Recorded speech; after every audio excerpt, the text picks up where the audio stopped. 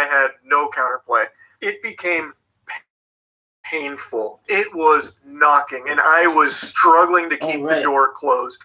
Not that I was going to shit my pants or anything. It was just like, it was mainly just farts. Like, I didn't even really feel like I had to shit. But we're in such close proximity now, I can't just be hotboxing the car, right? Like, I don't want to ruin the date. That would have been disastrous.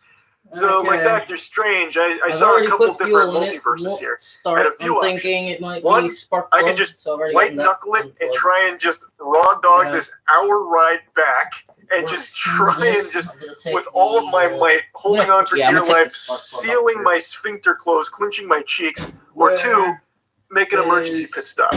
I don't think the strongest man on this planet could have actually endured for that hour. So I knew my limitations. I knew a pit stop was in the cards. That was on the menu, and it was just a matter of when. I didn't want to immediately, like, pull into a gas station because I feel like that might have been perceived as weird. So I kept us cruising along for like 20 minutes or so, and I am locked in. I am fighting a battle. I started to sweat a little bit, and eventually I floated the idea like, hey, we didn't eat at the concert. It's been a little while. Let's stop at a gas station for some snacks. Everything else is closed. Yeah, I guess we could have done like a diner or something, but the only thing that came into my head was like a gas station quickly. She thought that was a good idea. Mission success. I'm going to get to shit my whole ass in there while she goes and gets a snack or something. Yeehaw. Problem is, not too many close gas stations, unfortunately. So I'm trying to be a trooper and muscle through it, but eventually something had to give. There's only so much a man can do in a situation like that. So I did let out a fart. And luckily it wasn't loud. It was silent enough. And then it was in the Lord's hands. That's it. Was it going to be a stinker? Or were we going to squeak by with a miracle? It smelled like ass. It smelled like unbelievable fucking turbo ass. Unfortunate. It is what it is. Sometimes the cards just don't fall the way you want them to. There was like some construction on the road nearby, so I decided I'll try it. In my desperation, I threw up the Hail Mary. I said, man, it smells terrible out here, all that construction. Which obviously I don't think she's going to buy that. But it is Florida, so sometimes you do get those rogue smells from like sulfur and all of that. I figured damage is already done. I might as well try. Maybe she buys it, maybe she doesn't, but might as well give it a whirl. Anyway, it's still beelining to the gas station, and I'm starting to feel that wasn't the driest fart I've ever had. Far from it, even. So now, as we're still looking for this gas station, I am in this internal conundrum. Did I just poop myself? This is the sensation I haven't known for 16 years. Did I poop myself, or is it just in my head now? An answer that would elude me until we got to a gas station. I couldn't possibly know without checking. Schrodinger's butthole. A classic conundrum.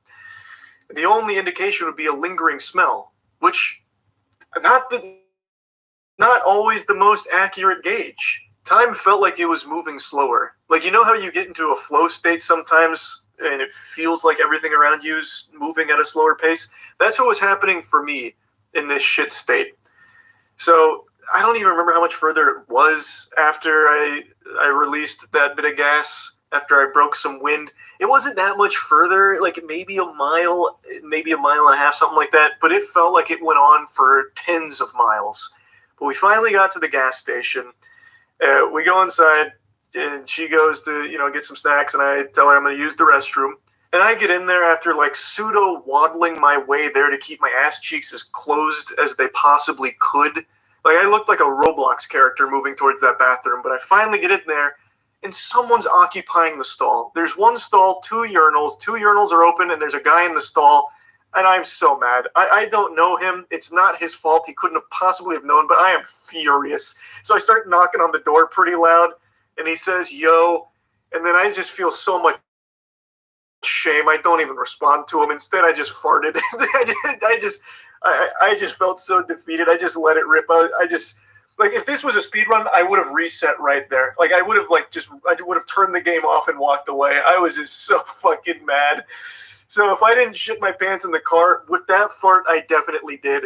He stayed in there for probably like 5 or 6 minutes, maybe a little more. It was a long enough time that there is no doubt my date knew I was shitting, which, who gives a fuck? It doesn't matter at that point.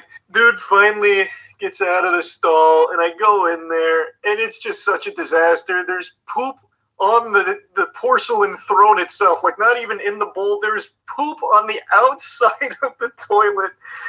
And I was just so mad. I felt like this couldn't even be like reality anymore. I felt like I was going through what Guts did in Berserk. Like this was my Gordian knot. And I didn't have a choice though, because if I didn't go in there and just shit my ass, I couldn't have finished the journey home. I know how people felt on the Oregon Trail now. So I just went in there. Like I felt like a different person at that point, because most of you know I'm a huge hypochondriac.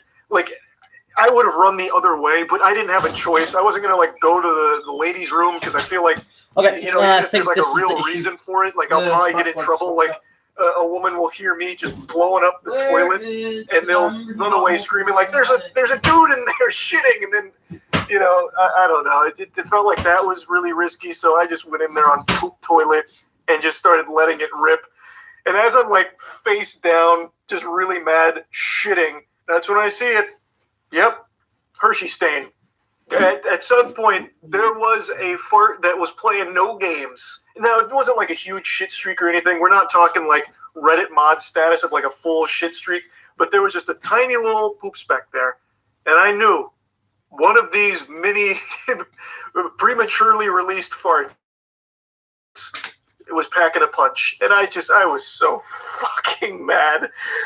I lift my head up, and there's a goddamn glory hole. And I took a picture of this because I felt like no one would believe me at this point with everything that had been going on.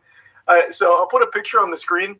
It's not a full glory hole. It's like a pseudo glory hole. Like someone really had the drive to do it, but not enough tools. So I only got like halfway through. Or I guess equally possible is there was a full working glory hole there, but at some point management came in and put like a cord on the other side, but didn't like fully fill it in with anything. I have no fucking clue. I'm not a glory hole connoisseur. This is the first time I've ever seen any semblance of one in the real life. But from everything I've seen in media, I thought glory holes were supposed to be like in between the stall dividers or something. This one faced like right next to the sink. Not like next to the sink, like where you go to wash your hands. If you were to turn to your left, there'd be a glory hole right there. And it was at like waist height. So I feel like there's too many coincidences there, too many coinky-dinks for that not to be for the winky. You know what I mean? Like, it feels like that was probably meant to be a glory hole, and maybe at some point it was in business. Like, maybe it was a functioning one until maybe recently. I'm not sure. I don't know what else would have gone there. You know what I mean? Like, it's at the right height. It's weird location, though, like I said, because it's just pointed out towards where the sink is, where you'd wash your hands after using the urinal. But there's plenty of space where you could wash your hands and then put your dick in it if you wanted to, I suppose. I don't know. But either way, I got fucking poop britches. I'm blowing up this toilet. Now there's a glory hole in front of me. It couldn't be worse. And also, my date is in this gas station just idly waiting. Great concert, though. Loved Deftones concert. They really played their heart out. They rocked the shit out of me. It was a good time. Would have really preferred not to, be a farty McShark pants at the end of the night, but shit. That's what it is sometimes, you know what I mean? I did the best cleanup job I could with my boxers. I finished my business. Then we went back. So yeah, just wanted to share this story. That's really about it. So yeah.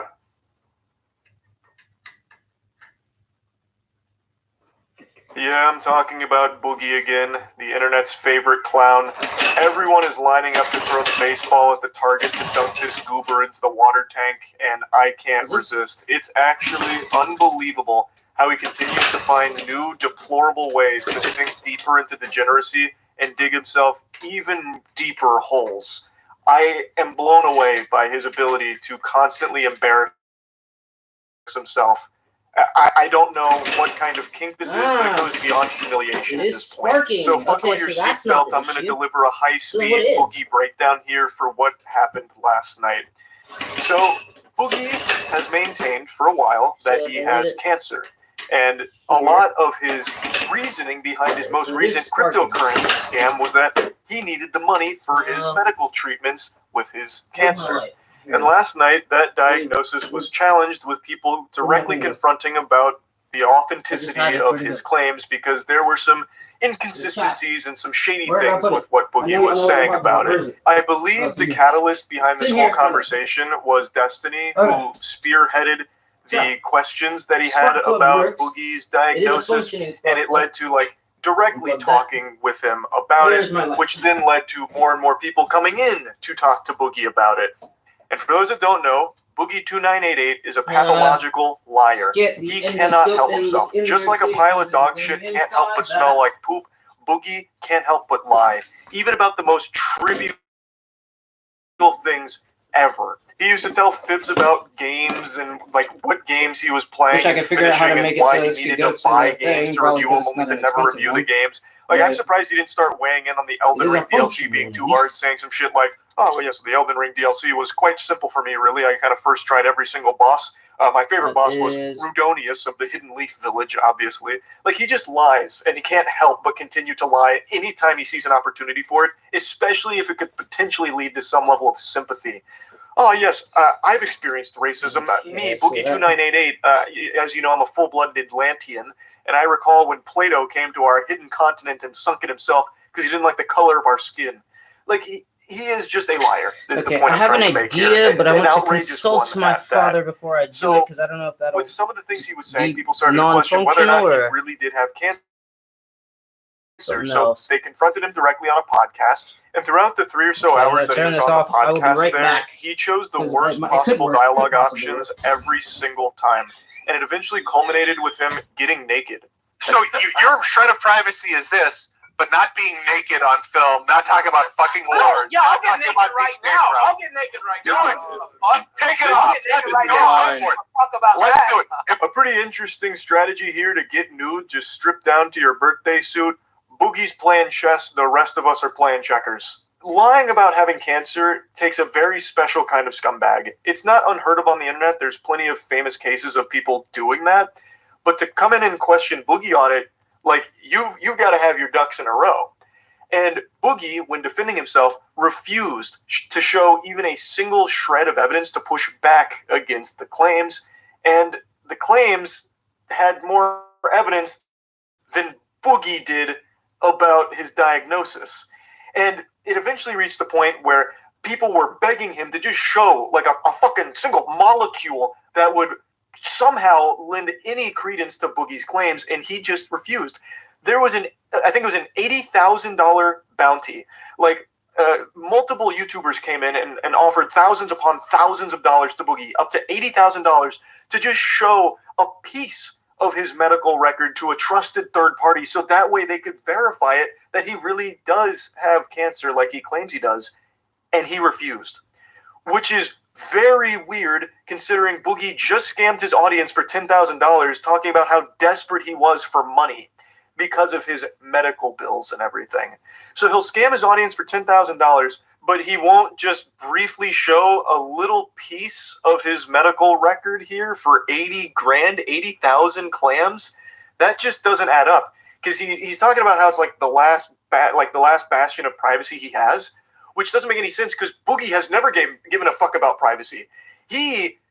Every single aspect of his life,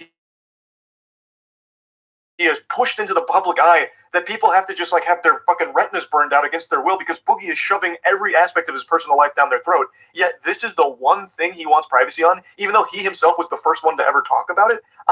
It just doesn't make sense. So it's definitely not looking good for Boogie after this. He's since deactivated his Twitter account and everything, which probably is only temporary. He's addicted to Twitter. It's like a heroin addict. I imagine he's going to go back to the needle here to Twitter. But for now, it's looking like his ham got steamed on this podcast. It doesn't look good here. Of course, it hasn't been 100% definitively proven that he's lying about his diagnosis or anything like that, but the whole situation around it is very weird for sure. And I just want to show you a little bit from it. Now, a buddy of mine, whom I'm sure all of you have heard me talk about in the past, Jackson Clark, that's a name that lives in infamy in the mind of Boogie. Jackson Clark is Boogie's boogeyman. He mentioned Jackson so many times unprompted in this podcast that the other hosts were left stunned, wondering who the fuck is Jackson? Because Jackson has, for a long time now, been pushing back against a lot of what Boogie has said and done to his audience. And Jackson, a while back, did talk about the diagnosis on Twitter, and it has, I guess, weighed heavy on the psyche of Boogie. Yeah, I'm never showing any of these motherfuckers my medical record. Go fuck yourself. I said that 2 years ago, and I'm staying by it now. Destiny, Jackson Clark, Keemstar, you can see it when I fucking die. It's my fucking goddamn medical record. I don't know why Jackson Clark was on the tip of his tongue there in the middle of this panel, but wow, that's so big. Hold on, I gotta send that to Jackson. Jackson's gonna have a big old smile and a big old wet spot in his trousers for it. That's big. It was Destiny who put up 5K and Muda put up 50K. Oh, wow. Yeah, it's not like Boogie to turn down free money like that. He just scammed his audience for $10,000, which in this podcast he openly admits to. I think it was who was it? I think it was Nicholas Diorio. Nicholas Diorio at the very end came in. He's like, "What do you mean morals? You scammed your audience for 10K." And Boogie goes, "Yeah, but this is different." He's like, "These are two separate things." Because I'm insisting on it. Because Drop I'm the microphone. No, wait. Why would you have to insist on a biopsy if you can confirm? But this is basically the whole podcast where they are picking apart Boogie's story and just begging and even trying to offer him tons of money to prove that he actually has what he says he has. Where does he mention more Jackson, though? Goddamn medical records. And I don't want one of you motherfuckers feeling sorry for me. I don't give a fuck. Yeah, you do. Okay? You can hate me as much as you fucking want. But I'm taking one goddamn thing with me. And this is a decision I made when Jackson Clark demanded this shit 2 fucking years ago. And a decision I'm fucking sticking to here. I don't know who Jackson Clark is. I don't even know if I'm getting. That's incredible! Jackson Clark, he did it again! First and last name. He's doing it. He's doing it! It's so huge. And now he looks like a pioneer for being the first to request the Panama Papers on Boogie here. And then 2:43 on the dot. Jackson mentioned again. This is like a Where's Waldo game. All right, so 2:43 mentioned again. Get his name right. It's fucking Moist Critical's butt buddy. I don't fucking know. Why do they call him Jackson Clark? I don't He's getting name dropped again. know his real name. Rookie! What do you mean you don't know his real name? You've said it 4 times. Jackson Clark. You think that's an alias? First and last name alias? His real name's fucking Steve Cheeseburger?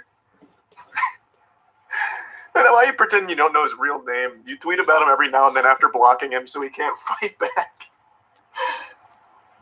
That's his pseudonym. He's using it like J.K. Rowling. I'm gonna let him have the win. Right? I'm gonna let him have some type of law. I'm gonna let him have laws. the win. Yeah. I'm gonna let him have the win. What's the reasoning behind that? Why are you letting him have the win? Because as I said to Jackson Clark 2 years ago, or at least Jackson Clark.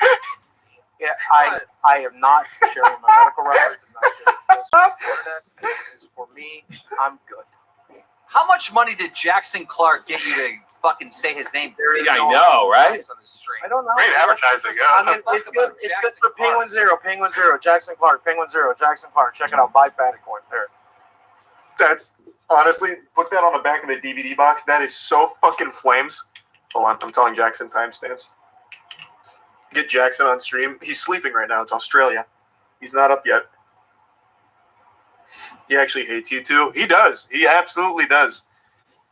100%. But he hates everyone that doesn't immediately fall in line and agree with him. What's crazy is he doesn't hate Keemstar, who literally invited him over to his house on the 4th of July just to throw ice cubes at him and bully him. But he hates everybody else. Literally everybody else. It's so odd. It's super weird. I don't know why he hates me and Jackson so much more than everyone else. I genuinely do not. I have talked about Boogie twice. Once with his crypto scam and once with the documentary that dropped where he talked about how his life fell apart from buying hookers and everything and still had a crazy ego about how he deserves to fuck tens and all kinds of heinous shit. Those are the only 2 times I talked about him. And comparatively to everyone else, I don't even think I was that mean. I gave him legitimate advice about maybe instead of scamming your audience, you should just keep making YouTube videos. He averages 20K views per video. If you just make a video a day at that average, he would be able to support himself with at least $10,000 a month. Easy. Bare minimum. Like, I feel like, honestly, it was pretty reasonable. But maybe he doesn't like to hear that. He'd rather people throw ice cubes at him in person. I don't know. I really don't know. You guys did make fun of him in the documentary for like an entire podcast episode. Yeah, constructively. Like, if you're going through all these health problems, maybe don't start every day with a Mountain Dew after you take off your fucking CPAP machine. Like, that's constructive. I think. Like, instead of a Mountain Dew, anything else. And maybe just doing fucking acid in the middle of the forest with a fucking shaman is not going to be the therapist you need. I know, yeah, I know. They brought in everyone for this one. It's certainly not looking like Boogie was telling the truth. Shockingly. But who knows? Maybe for some reason he really is refusing like $80,000 in order to keep this last bastion of privacy. Which isn't really private, considering he was the one that talked about it first. Watched all 4 hours. He doesn't hate you and Jackson. He thinks Jackson Clark is your real name and Charles White is one of your internet aliases. No, that's not true. He knows we're separate people.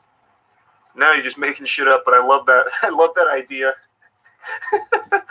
Jackson Clark is my Australian alter. So a couple of quick things. I have made 2 videos on Boogie ever, but he has become a pretty common topic on the podcast where we talk about some of his more recent shenanigans. So maybe that's where he's hearing a lot of it from, because in videos, it's only been 2 from me. And on the podcast, it's not just me. It's everyone kind of just going over like the Boogie recap on what he's doing right now and why he probably shouldn't be doing what he's doing right now and how he can do things that are better than that. Like maybe that's where he's seeing a lot of it from, where he gets this idea that I'm always, shitting on him or whatever. And the other thing I actually want to dive into a little bit is where I briefly mentioned that if Boogie would just make a video a day, or at least increase the frequency in which he creates content, he would be able to support himself. And he wouldn't need to resort to scams or lies or these elaborate ruses to try and squeeze milk from a stone here and shake down the last remaining audience he has for their lunch money. He could just support himself through what he used to do, which was make content. Spin the bike. Yes, he lost most of his audience once they started to take a peek behind the mask, the facade that he put up, then they noticed that he's like the goddamn Babadook, right? He's a monster.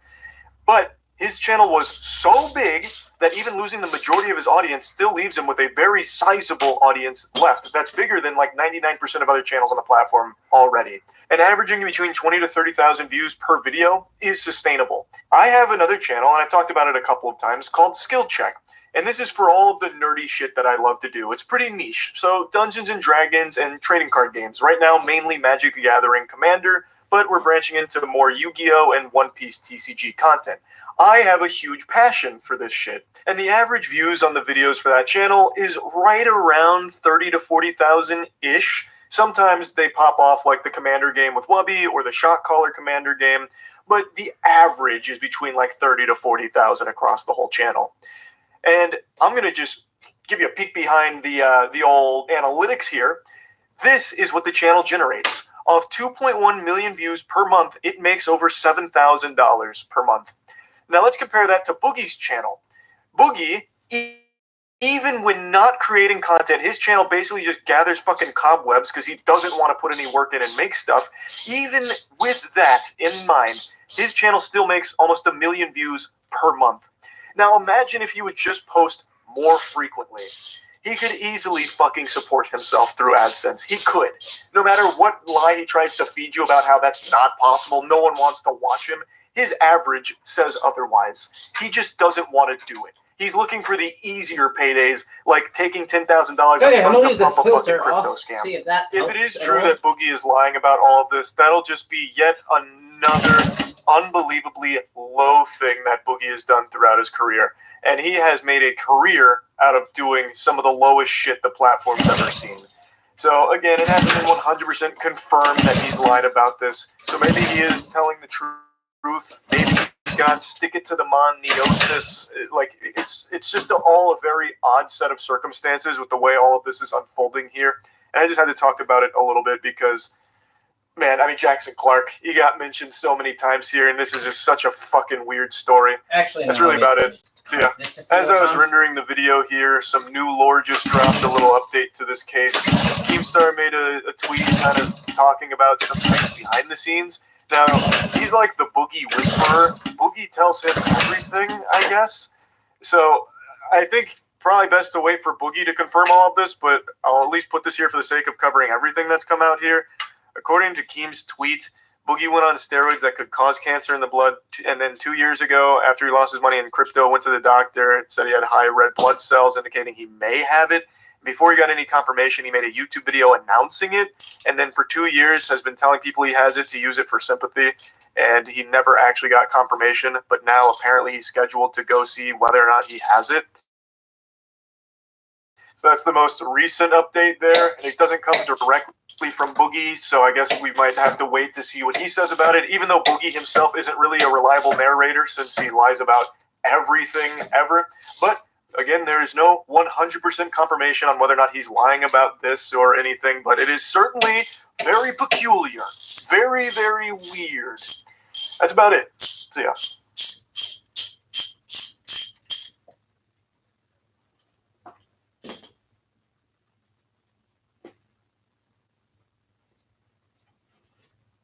Hey, it's that magical time again where we have a nice little heart-to-heart and go over criticism that gets made about me. I've said this for a long time, but I think it's extremely important for people to be open to criticism and reading it, learning from it, and just being like a little sponge, taking it all in. I just feel it's an important part of development as a human being. Locking yourself in a bubble, just trapped in an echo chamber, I just think is bad. There's no real benefit to just only seeing meat slobbery other than just your own ego. So I always try and at least see what people who don't like me are saying and like what all the criticism is. It's something I do every couple of years. I make a video on this subject, and I feel like it's crucial to becoming a stronger man, puts some more hair on my chest and chisels out my jawline a bit further. So what ends up happening is I always get locked into these boxes and people's perspectives. And it's the reason why I only do this every couple of years, because those boxes subtly change over time. So when I first started doing these, the box that I was confined to was the React streamer, the reaction channel, the React Andy only YouTuber. Then it became the sex toy YouTuber and nothing else. And now the current anime arc that everyone says for me is that I'm the drama streamer / YouTuber. Though that drama title also existed back then as well, but more as like the side character, side quest personality trait.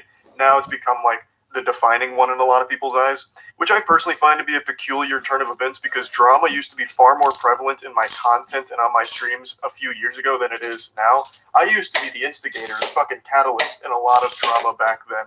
I would be bringing poop to a piss fight pretty often. Nowadays, I'm usually going over wackier stories, but I do still, of course, cover quite a bit of drama. I've always had a fascination with it all the way back in 2016, so it's always been a pretty core part of things I cover. But it is odd to see that that's now like the main label people give to me. But anyway, let's go ahead and start diving into these things a bit further. So if you're ever trying to feel bad about yourself, go on Reddit or Twitter. The most effective way of immediately feeling pretty shitty. So in the land of the narwhal baconing at midnight, there is no traction on any post about me unless it's shitting on me, making things up about me, or just generally insulting me for a variety of things. So those are the posts that float to the top and I see. So I've got kind of like the main bullet points for most of these posts, and I want to address them. Last time I did this kind of video, I did pull up some of the Reddit posts, but people accused me of trying to lead a hate brigade against the people that didn't like me, which of course I've never done ever, so I don't know why that accusation got tossed out, but I'm not trying to roll around here in the mud and give any kind of bad impression on what this video is supposed to be about, so I'm just going to give you the main points that get tossed around here. And by far the biggest one is always my content used to be so full of passion and was generally better back before I showed my face. This is also criticism that has existed for about a decade now. Well, less than that, about 8 years now. And it's always a very big head scratcher for me because they used to say I put far more effort into my videos before the face reveal. Now, as I've always said, it's totally fine to not like me, or you get tired of my content, get tired of me, whatever, throw me to the side. Hey, like that scene in Toy Story, I'm done playing with you. I get it. That's totally natural on the internet. But this criticism is one that I always am left with a question mark over my head.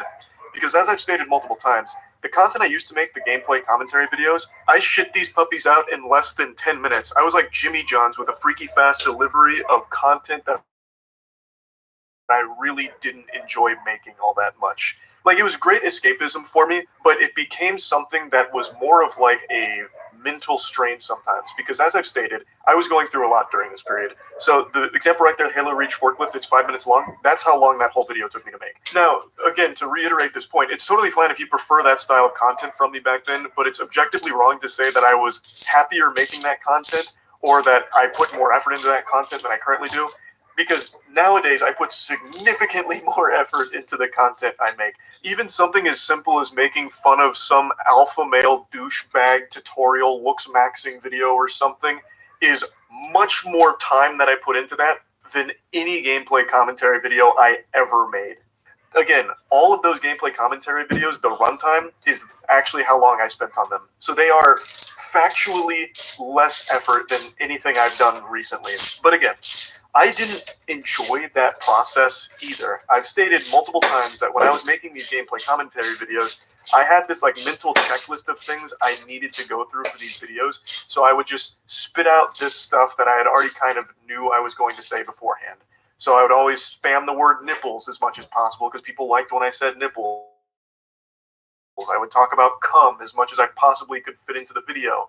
And then I'd make sure to interject as many XD random sentences as my little noodle could cook up. So in that Halo Reach video, the quote that everyone really loved was, well, rub my nipples with sandpaper and beat my wiener with nitroglycerin. Somehow that bitch got me. And that's just randomness out the wazoo. Like, I'm basically holding up a spork while saying that. And that was the vibe of every gameplay commentary video because I went into them with this pre-established checklist that I needed to tick all the boxes on. So another big one, you must be licking my nipples with the tongue of an elephant. Stuff like that. It's just random shit that I would say. There's nothing wrong with liking that. 100%, you're totally fine to still enjoy that, but it's not something that I'd like doing anymore. I don't script any of my shit. I feel like that actually takes a lot of the fun out of the process for me. I like just being able to go on the fly and get silly with things. And sometimes jokes work, sometimes they don't. But I just like that it's always a new experience. I'm not going in there like, okay, I need to mention nipples 5 times. I have to talk about titties and, coming titties too. Take a bolt, bro. I didn't like that. So I don't miss making those kind of videos, but I know one of the main sentiments a lot of people echo is that they miss those kind of videos from me. And I'm sorry to tell you that I don't see myself going back to that. I really hated it.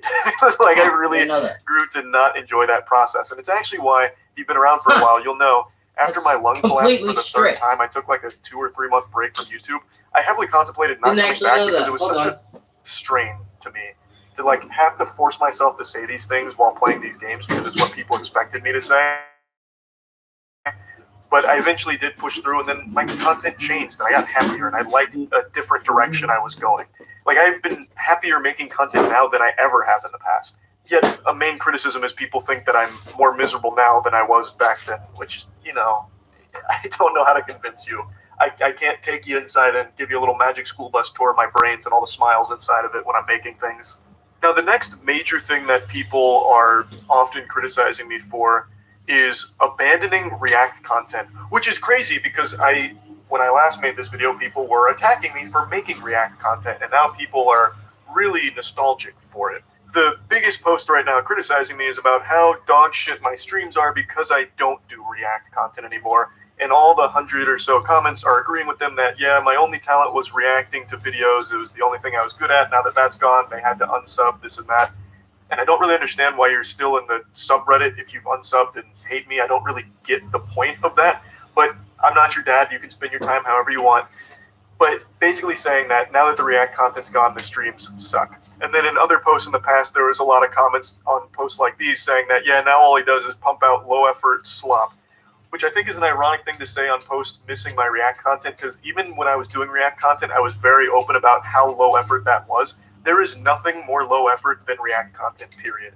And even the biggest reactors on the planet will agree with that sentiment. And yet, for some reason, they're saying that that was higher effort content and higher quality, which I think is a little weird. Even like the drama content I make, like the Niji Sanji video I made a few days ago, that was multiple hours worth of research to get all of the information and learn about it. So that's already more than any React video ever made. So I used to be big into reaction content. Most of my streams on Twitch for the longest time were just watching other people's videos and making jokes about them with the chat during it, and I would upload those to my channel from time to time. And I did that for quite a long time. And over the last year and a half, I completely stopped doing it.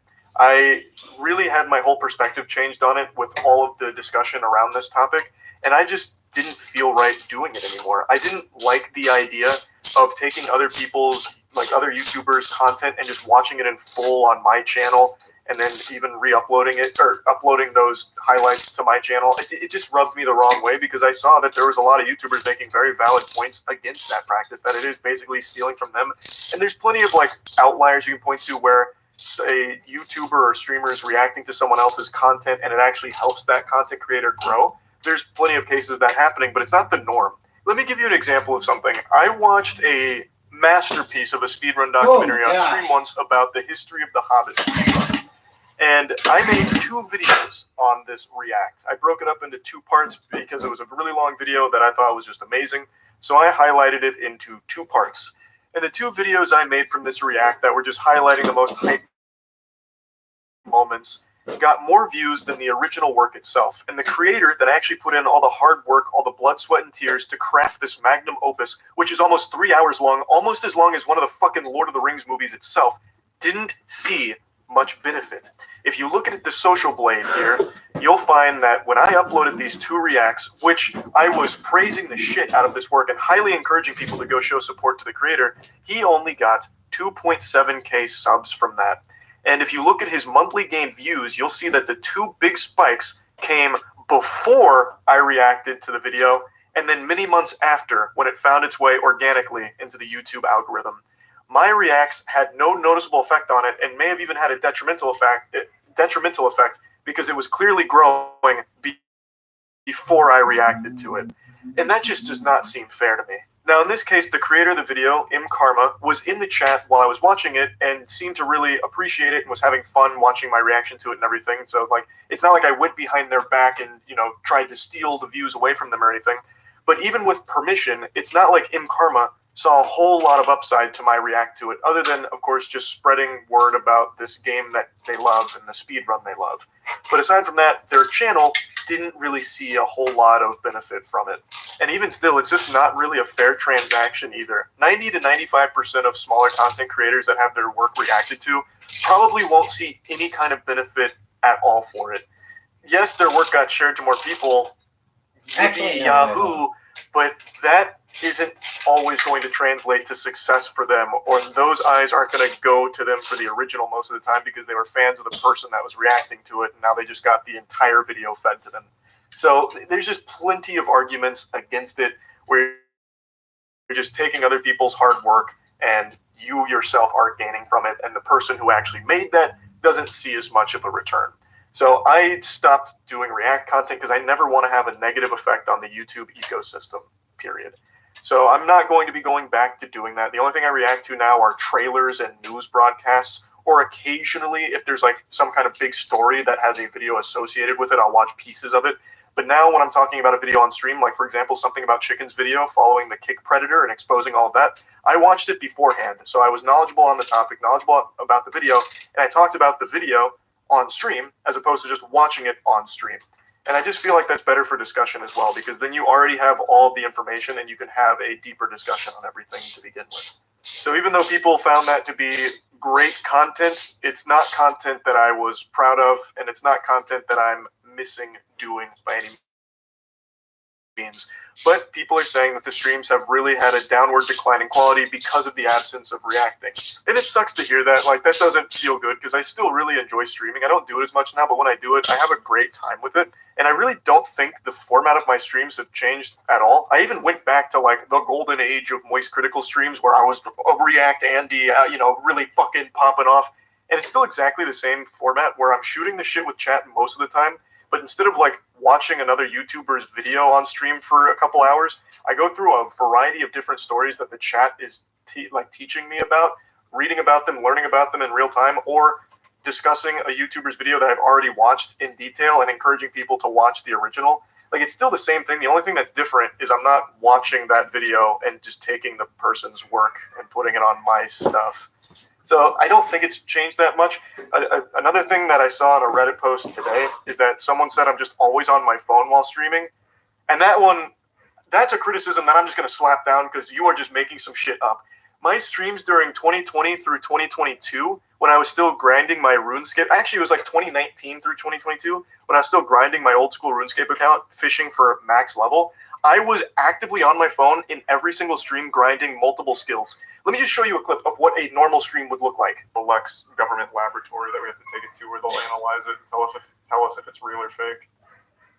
We just haven't had a chance to do it yet. Guys, it's time. Holy fuck. Thank you, Nick. Sponsor iDubbbz for his boxing match. That's such a cute idea.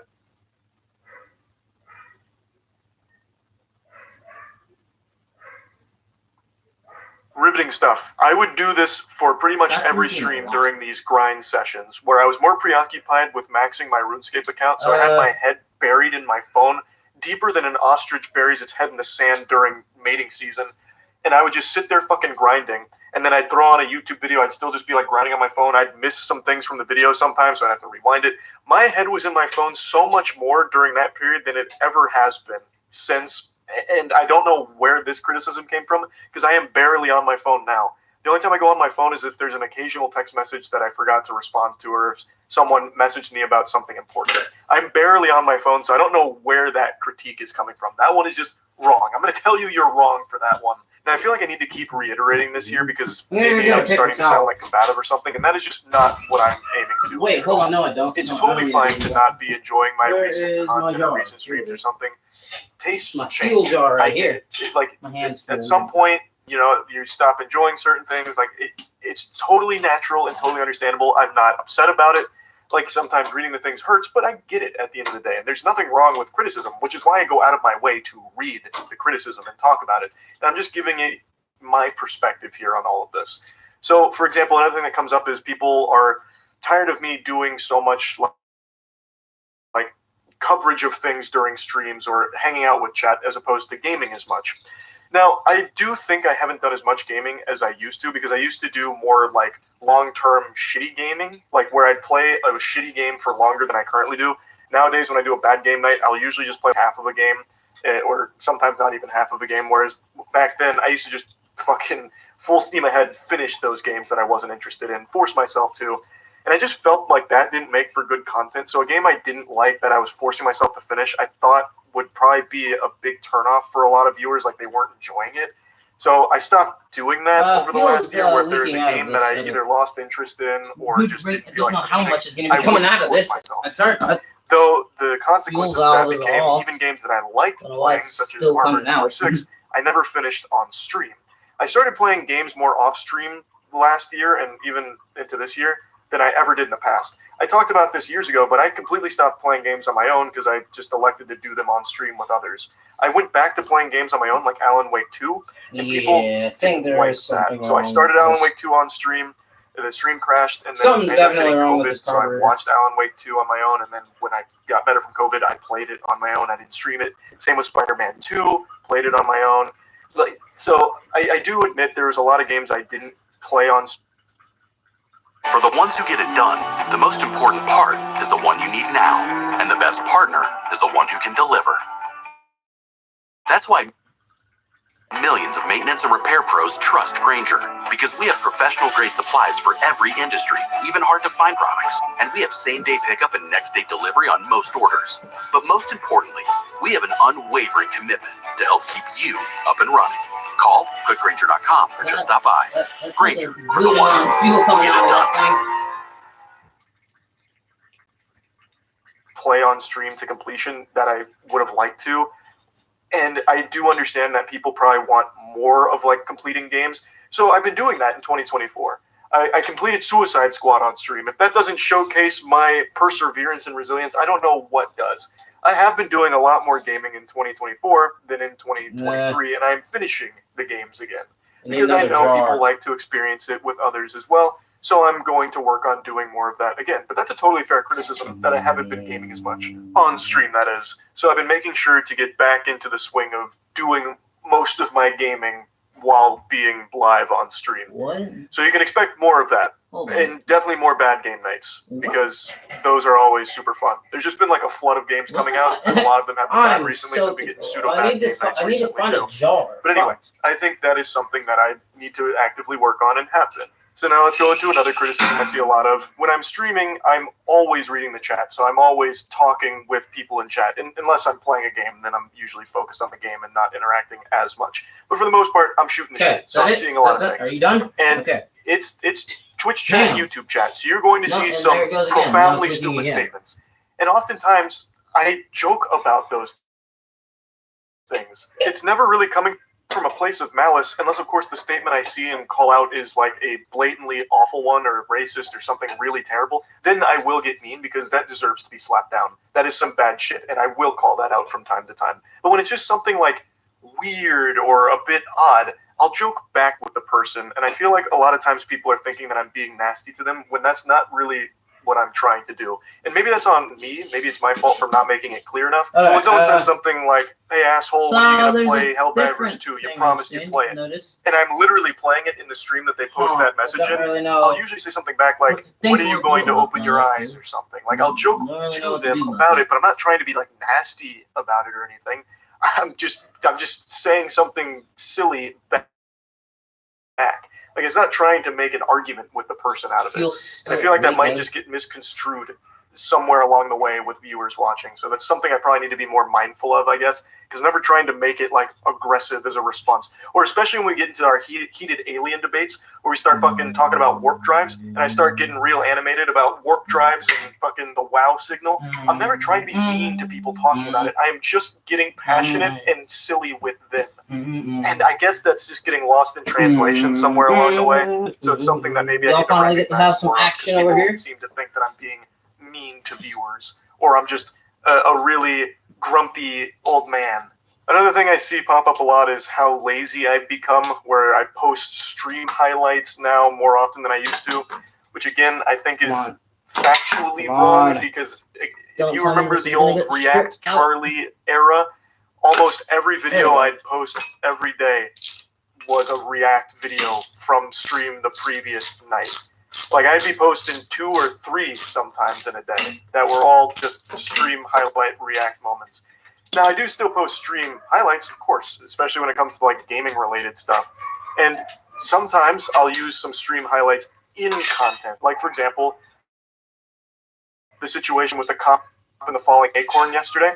I spliced in, like, a minute's worth of stream highlights, and that was a topic I learned about on stream and talked about further in that video. And I do still post like entire videos that are composed of stream highlights if I thought the topic was really interesting or if something was going on.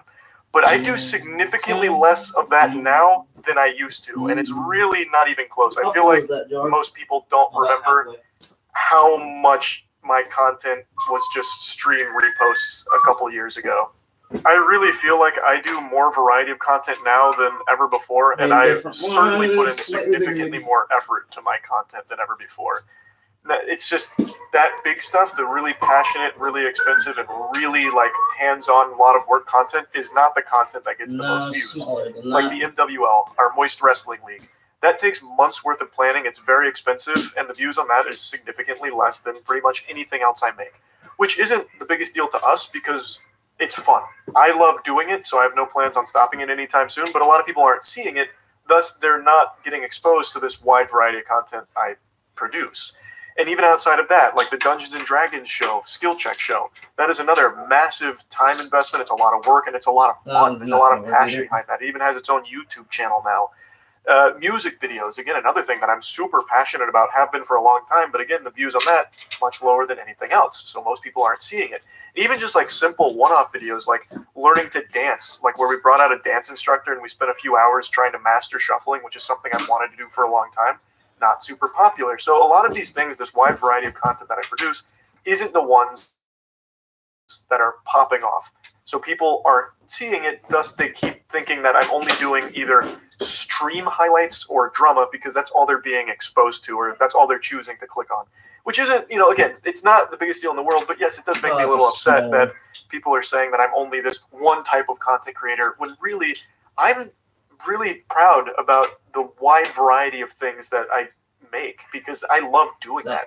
Like, I have 2 comic book series, Godslap and Plague Seeker. Godslap might be getting a theatrical feature film within the next couple of years. I can't blow the lid off that too big here, but just been cooking up so many massive projects. There's another huge project that I'm going to be revealing to all of you pretty soon that I'm super excited about. Like, there's just, I really feel like this wide variety of content I produce it makes it so nothing's ever just like a one track on this channel, where it's not just like one type of thing. It's not just always gaming. It's not just always news. It's not just always drama.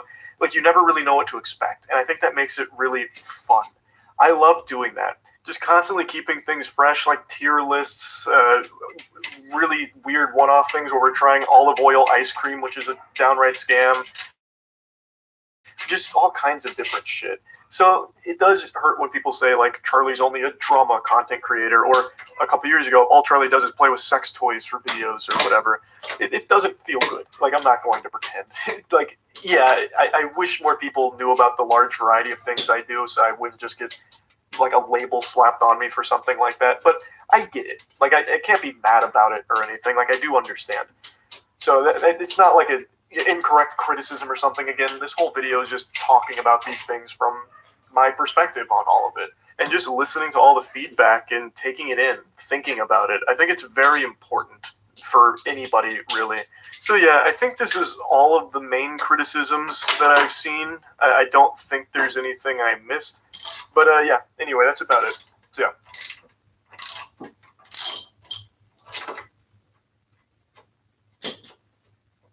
They find all of these like big red flags. You can't just have a charitable organization make all of these claims about where the money's going. On their website, they even list like a university that they say that they're one of like the historic funders of, or something to that effect, even though they haven't donated any money to any of those causes or anything in general. Like, it's all very, very bad sounding. I'm very curious to see what the completionist will say about it outside of the interview he did here. I would really like to hear more from him on exactly what the fuck is going on and why it's in that place. And even more so, I'd love to hear from the completionist on why he continues to do these fundraising events and make the claims that the money going here and there and over there, it's going there, and even though the money's going nowhere. Why does he continue to mislead the audience into giving money under the belief that it's being sent to these different places when it's not? If they have been looking for a beneficiary since 2014, why has Gerard been claiming they support organizations across the world, including the UCSF and the Alzheimer's Association?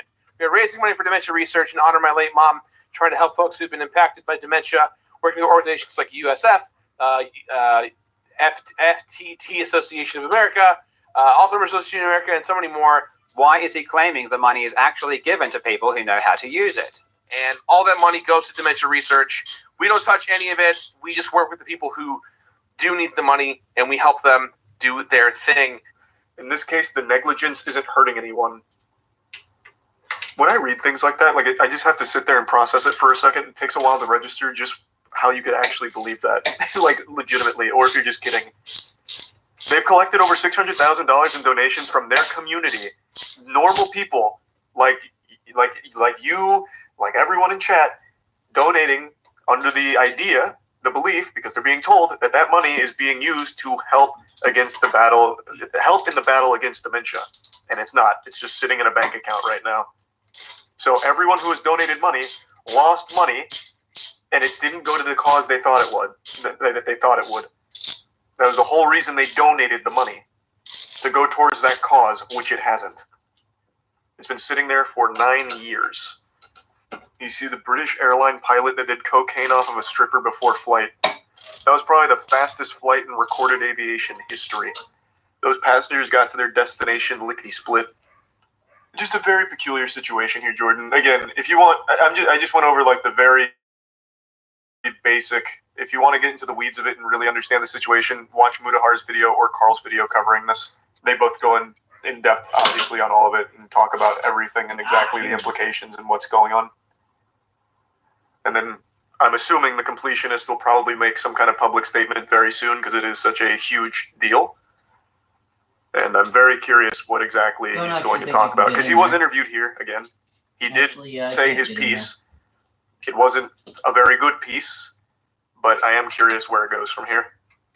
Again, I highly encourage all of you to watch Mudahar and Carl's video covering this subject for more information. There's just one other thing I want to briefly touch on here. For some reason, Muda and Carl were asked for recommendations on where they thought the money should go, and during the interview with the completionist Gerard, he was saying, like, I'll donate the money today, you just tell me where it should go. And that's so fucking weird. It's not their job to tell you where that money should go. It's your organization, and you have said where the money's supposed to be going and just haven't sent it there. So just to kind of repeat what Mudahar said, just send the money where you said it was going, like, this whole time. It's that simple. They still have most of the funds, minus the 9 years or so of operational expenses they've incurred. So since that money is still just sitting there collecting cobwebs, it hasn't been like fucking thrown into, you know, blackjack tables at the Hard Rock Casino or anything. It's still present. It hasn't just fucking poofed out of thin air and vanished. They can still donate that money to the causes they've said it's going to. Now, of course, they should absolutely do that, but the question will always remain now, are they doing that because of this investigation that's put a lot of public pressure on them to do so, or were they always going to do this at some point and this was just the final push they needed to finally get there?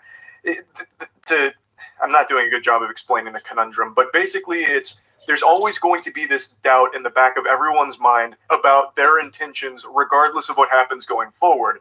Was this charity from the very get-go designed to be a charitable fraud situation where they collect money from the audience, hold on to it for a really long time, and maybe gradually tap into it to use for their own expenses, or maybe at some point they just take it all out for themselves and pocket it? Who knows now? Because it's been 9 years and they still haven't donated a single dollar of what they've gathered. And I do think they are going to donate it now, but would they have if Mudahar and Carl didn't investigate this? Would they have ever donated this money if the investigation didn't happen? Who knows? Who's to say? Which is why it's always going to be this like doubt in the back of people's mind on what actually was their goal with the foundation, if not to donate the money to the causes they said they were. It's just super fucked up. I am extremely curious to see what the completionist is going to say about this going forward publicly. I'd really like to hear from his side a bit more on what exactly is going on. But it certainly doesn't look good, and this is a subject that really hits close to home for me. Many of you might remember for a long time I would donate all of the money I made on YouTube to various charities. Over time, I realized a lot of the organizations that I was putting money into were not exactly the best and engaged in a lot of sketchy practices, and a lot of the money didn't go where they claimed it would. So charitable fraud is always something that I'm pretty passionate about. It's a really disgusting idea to take advantage of people's generosity and people's will to fight against something for the betterment of the people they care about, the rest of the world. Just taking advantage of people and exploiting their generosity is such a foul concept. And I really hope that's not what the goal of this organization was.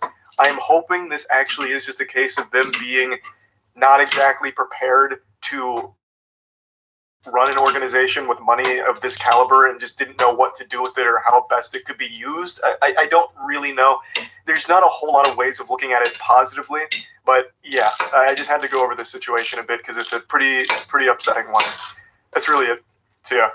This morning I was making myself a peanut butter and honey sandwich, which I do most mornings since it's the breakfast of champions. It'll make you big and strong for a growing boy like me. However, when I was putting the honey down after pouring it on the bread, I made a fatal miscalculation and I dropped the bread. I fumbled it. Everything went slow motion as I watched it hit the floor. I was upset, devastated. My heart was broken, day nearly ruined. However, it wasn't the saddest thing that's happened to me today.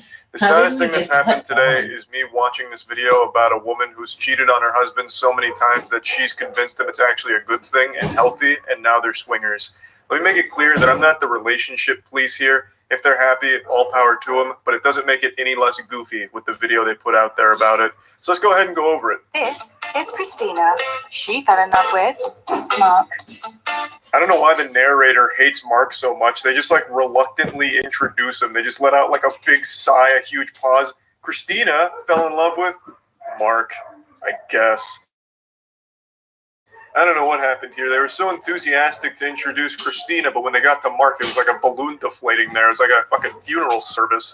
They were like, hey, Christina, and then Mark.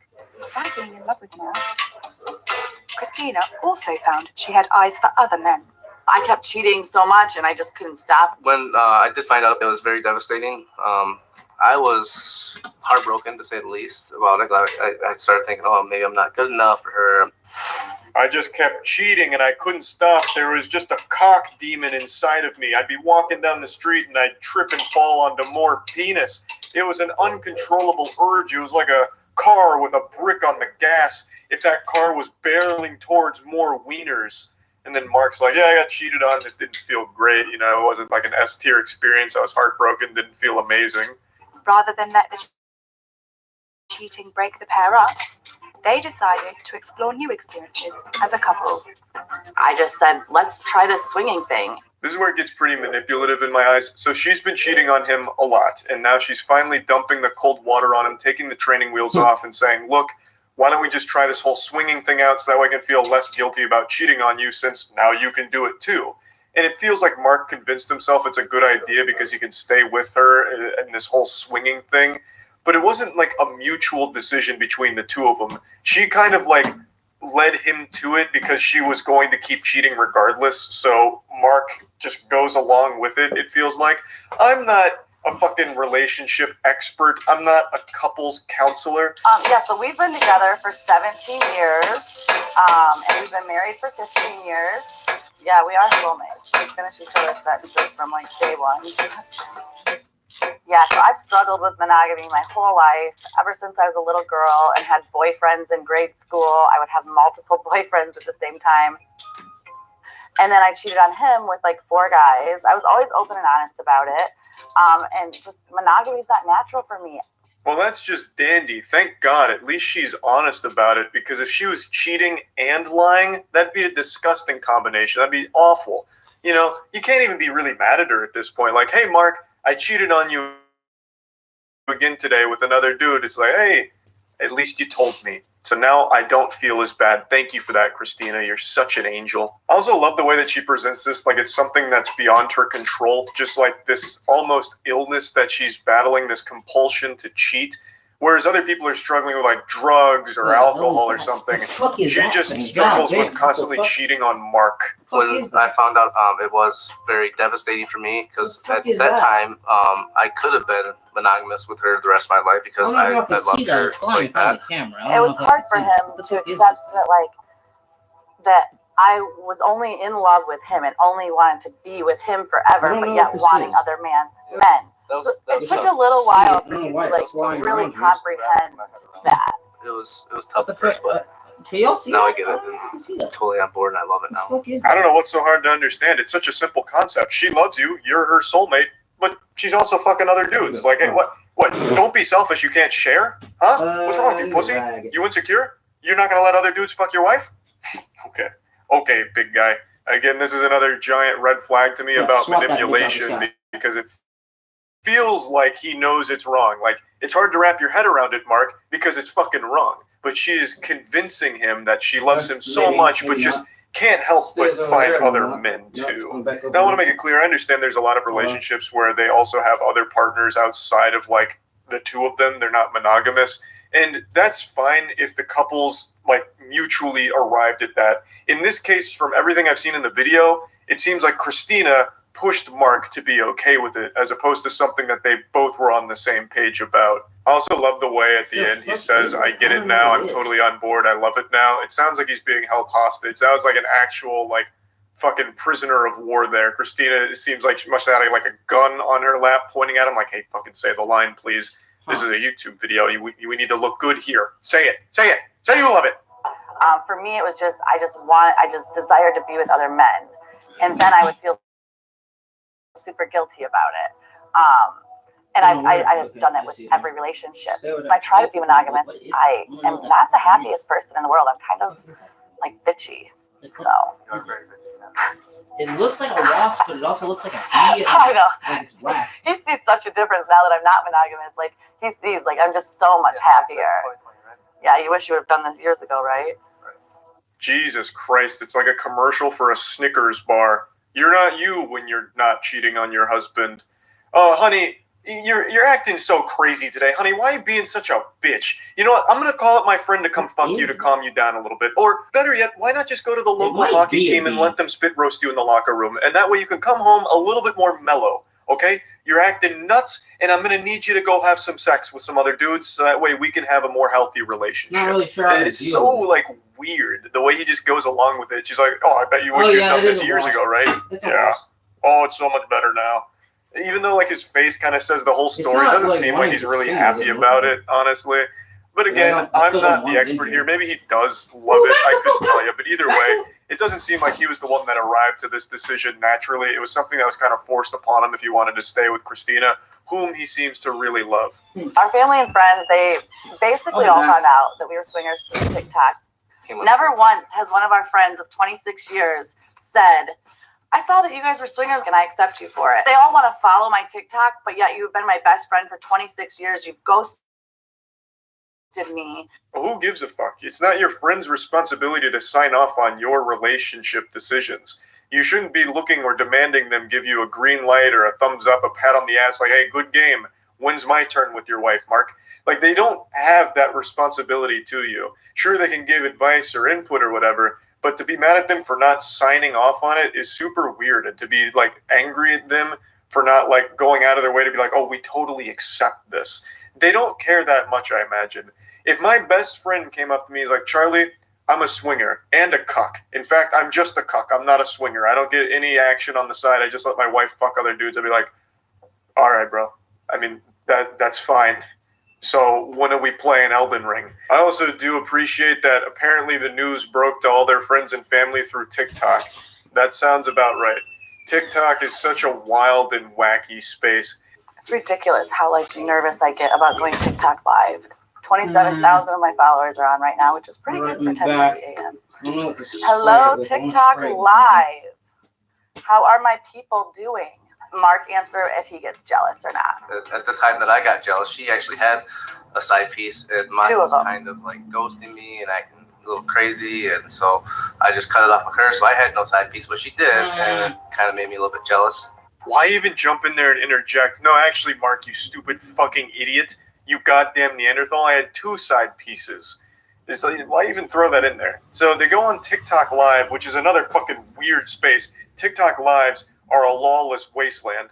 So they're on TikTok Live answering frequently asked questions. The question they're answering here was about, do you guys get jealous? She's like, nah, I don't get jealous. Why the fuck would I? Mark's like, well, actually, I did kind of get jealous one time. She's like, no, I was 2 dudes, and it was silly for you to get jealous, you goofball. And so the whole thing is just a little odd. Swinging has changed our lives for the best. I mean, not only are we happier, we're healthier, mentally, physically. We don't allow toxicity in our life. We only allow positivity in our life. We're active all the time. We're active. It's made us just more attracted to each other. It's made our love deeper. Yeah, if you say so, Christina. At the end of the day, if they're both happy, good for them. But it really does feel like Christina got the better end of this bargain. She got to have her cake and eat it too. She never compromised. She never learned how to just love Mark and only Mark, even though he himself was committed entirely to just Christina. He was the one that had to compromise in a big way to convince himself that the swinging lifestyle is great. And even during that, he mentioned like some jealousy. And it's just, you know, it doesn't feel like it was something that they arrived to together. It feels like something that was forced upon the poor guy. But again, I'm not the expert. Maybe they're happy, super into it, you know, good for them, whatever. Still a very silly video that I wanted to talk about. And that's about it. So yeah, we're in a very perplexing pickle here because I'm the gladiator of goofiness, the savant of silly. So anytime there's a weird situation that's a bit wacky, people update me on it. And usually I'll giggle about it. Maybe I'll make something covering it. But now, today, there's something that a lot of people seem to think is a really humorous, silly situation when I don't view it that way at all. In fact, I view it as an extremely sad, distressing situation. It's everything that's been happening with FouseyTube. If you're like me with gray hairs in your beard, that name might ring a little bell in your cobweb-covered brain because it's a name that's as old as YouTube itself, really. He was around a long time ago doing pranks and all kinds of shit, and he was a big name back then. But he had a mental health meltdown that kind of caused him to step away from content creation for a while to work on himself and try and better his actual life away from the internet. And now he's come back as an IRL live streamer, broadcasting pretty much every waking moment of his life on camera. And it is probably the worst thing that could have possibly happened to him. His streams blew up. He got all of the clout he'd ever dreamed of. And he immediately became corrupted and poisoned by it. His broadcast went from the beginning being pretty wholesome and community-driven, like fun stuff from what I recall when he first came back. It was actually kind of cool to root for like an OG YouTuber stepping into a different ballpark, and he seemed like he was in a much better headspace. But then his numbers kept going up. And as those numbers kept climbing, so too did his ego, until he reached his absolute boiling point and crossed the event horizon of maximal douchebaggery. He became his own worst enemy. He would insult people if they were poor. His main insult was about people's financial status and well-being. He became completely corrupted by clout. He was like Gollum with the One Ring ruining his mind. That was FouseyTube's precious attention. And as his mental health deteriorated, his online presence was only bolstered. People kept tuning in to see what wild thing was going to happen next. What kind of incredible loud rant is Fousey going to go on next? Just encouraging this downward spiral as people shoved popcorn in their face gluttonously, consuming a man's mental health meltdown on stream. And it really started reaching its boiling point about 2 weeks ago. While on stream, FouseyTube was at an airport and met a woman, and she was very clearly super drunk. She was hammered. And the two got to talking, and eventually she revealed that she was actually the victim of human trafficking at one point in her life. And how did FouseyTube respond to that information? By apparently having sex with her in the airport bathroom. He came back on stream after like a 10-minute break, giddy, and he was saying about how he just joined the Mile High Club. Well, not exactly the Mile High Club because they were still at the airport, but you know, we just fucking boinked in the toilets over there. And he was so pleased, and then his community turned on him. They were like, wow, that's actually extremely fucked up. She's super drunk, and she also just confided in you that she was the victim of human trafficking. How could you have done this, Fousey? You just took advantage of this woman. This is really degenerate, unforgivable shit. So then he very quickly tried to like play it off as a joke, and he wasn't being serious. Like, no, that's not real, didn't actually happen. You guys fell for a timeless classic prank. Get pranked, epic style prank, not real, didn't actually do that. But it seems like that's exactly what happened, and this is like Twitter in a nutshell with absolute unhinged lunacy. I did see some people defending this by saying, yeah, but he also raised money for her, so he should have been allowed to have sex with her anyway, so it's not that big of a deal. What they're referring to is he asked his community to donate to her, and they raised like $2,500 for her, and that's apparently an excuse for having sex with an extremely drunk woman who also had just confided in you that she was the victim of human trafficking at some point. It's so alarming seeing people try and rationalize and justify it. That is concerning. Like, that is just downright fucking alarming. Hit it with a damn but anyway, spatula. FouseyTube did face backlash for that. I don't even know if only it would die if I hit it it with this plastic piece of shit. It put FouseyTube's mental health on a bigger stage for more people to see. So more spectators funneled in to watch the train wreck unfold every single day, because he was broadcasting fucking 24/7 basically. A lot of people just kept coming in to point and laugh at the freak show. If it stays there Look at this crazy guy doing crazy shit. Everyone come watch and laugh at this guy as he broadcasts a very serious mental illness, and as it continues to only get worse. Haha. And last night, he ended up getting arrested on stream. I don't even know where to begin with this stream. I actually watched like the last 2 hours of it, because even before that, things were looking really bad. FouseyTube had assaulted 2 people earlier in the stream last night after they had only lightly bruised his ego over very minor things. He had been yelling and insulting a ton of people. It was looking really bad. He legitimately looked like he was a danger to not only himself, but others. There was also some unlovable, kissless, virgin, loser, turbo, insufferable asshole troll that was calling and harassing FouseyTube's family and threatening their life, threatening his life, which of course only continued to push Fousey down this path. The troll was like threatening his family, threatening Fousey, which only made everything significantly worse, obviously. He ended up getting kicked out of an Airbnb and then checking into a hotel where he had a manic episode again and ended up calling the police. And he basically swatted himself. The fucking questions. Send the fucking cops. Send the cops. There's a gun to my head right now. There's a gun to my head. Oh, ma'am, he left. Ma'am, he left. There's a gun to my head. Help, get them. Help, bye. Ma'am, Intercontinental, what's my room number? Help, tell me. 2020.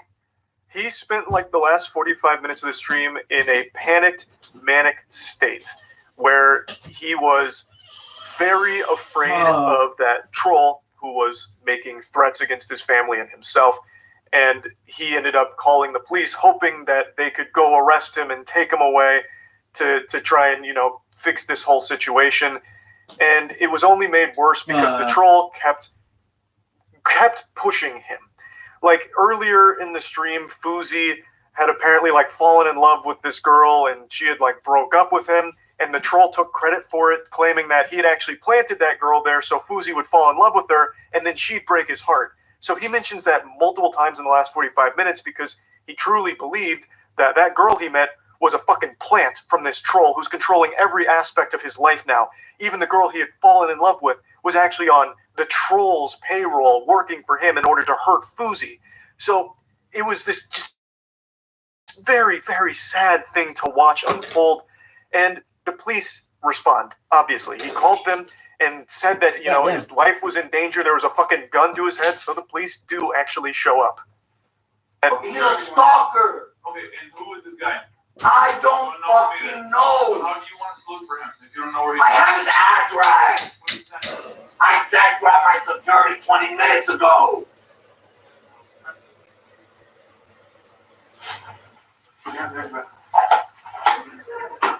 You guys are dumb as fuck, man. You guys are literally dumb as fuck. There's conflicting information on if it's an actual arrest or if they're just detaining him because he is having this mental health episode. He was yelling and screaming at them and saying a bunch of things that obviously didn't make much sense. So because he was so irate and so deeply disturbed, it seems like the cops arrested him and detained him. And I truly believe that was actually for the best. I think if this stream continued, he would have ended up hurting himself or somebody. He was in a very intense, very manic state that could have ended very poorly. I watched this all happen live in real time, and there was nothing entertaining about it. People were losing their mind about how entertaining it was. W-stream, this shit is amazing. Because there's such a disconnect from the internet, like the normal internet spectator live stream viewer, and reality. What you are watching is a very real person. FouseyTube is a real human being having an actual mental health breakdown, a complete collapse of mental health. And people are just celebrating it and can't wait for him to come back and are praying that he doesn't take medication. He also mentioned during his stream that he hasn't been taking any of his mental health medication for the last 2 days, and he had apparently not slept for 2 days either, and people love it. People can't wait for more of it, and I just find that so fucking sad. I really do. I don't think there's anything goofy about it. Fousey is unfortunately not only being encouraged by his audience that's treating him like some kind of circus show, he's also being encouraged by other streamers in the real world that keep patting him on the ass and pushing him to keep doing this kind of shit. He is surrounded by parasites, these fucking leeches that are latching on to Fousey's ass like a goddamn hemorrhoid in order to suckle some clout out from under him. So he's blown up from all of this. So a lot of other streamers have started trying to be all buddy-buddy with him, like, hey, we're such good pals, Fousey, you're doing great, let me in your content. So they keep forcing themselves into Fousey's life so they can broadcast themselves to promote themselves through him without ever actually caring about him as a friend. No one is actually helping helping him get what he needs. He is clearly going through a legitimate mental health crisis. Fuzi has been very open and honest in the past about the mental health struggles that he has. He has legitimate mental illness. And nobody around him seems to care. They only care that he keeps bringing in big numbers, which help them. There was a moment right before he was arrested where Aiden Ross called him and told him to like calm down and go to sleep. And that is more than a lot of other people in his life have done for him, but that is still like the bare minimum. Like that is like very easy to do stuff. That's not help Fuzi needs. What he needs is someone that's willing to do the hard stuff. Turn his fucking stream off. Take his phone away. Take his camera away. He needs to be disconnected from the internet, and he actually needs legitimate professional help. That's the hard thing that no one's willing to do, but it's what he needs. That is 100% the only thing that will help him, but no one does it. Like, again, there are a couple people, it wasn't just Aiden, that are like, hey, Fuzi, just calm down, go to bed, it's not that big of a deal. But he's not going to do that. Okay. He is in a actual manic state. He's not just going to stop and go to sleep because you asked him nicely. You need someone that is actually caring about him to take all of that away and get him to where he needs to go, to a professional. And also, a lot of other people pointed this out too. The platforms can also do something. Kick could have absolutely suspended the stream. They could have, and that would have been an invaluable help to him. But they don't, because he brings in so many viewers and so much attention, and that's what the world seems to run on these days. So all the people in his life and everything and everyone around him is just a yes man that encourages this destructive behavior. And it's only going to get worse if he's allowed to keep doing this without anyone actually stepping up to help him. I think it is fucking tragic. So I don't think it's goofy. I don't think it's silly. I wanted to briefly talk about it because I keep getting asked about it because so many people seem to think that it is goofy and silly. And I just completely disagree. So I just wanted to talk about this a little bit. That's really about it. So yeah, you're going to watch Sandman. Why do people keep bringing up Sandman? That trailer looked horrible. Did it come out or something?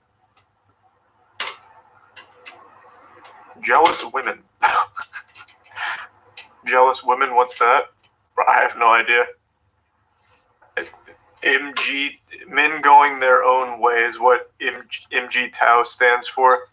MG Tao Guide to Retiring on 200K in Southeast Asia. Alright, this really piqued my interest. I found your thoughts on the struggle between alpha, beta, and sigma personalities very interesting. Whoa, what a start. I don't know. This is interesting. That actually sounds like the Joker. And consistent with my experience. That aside, what are your thoughts on female jealousy towards men?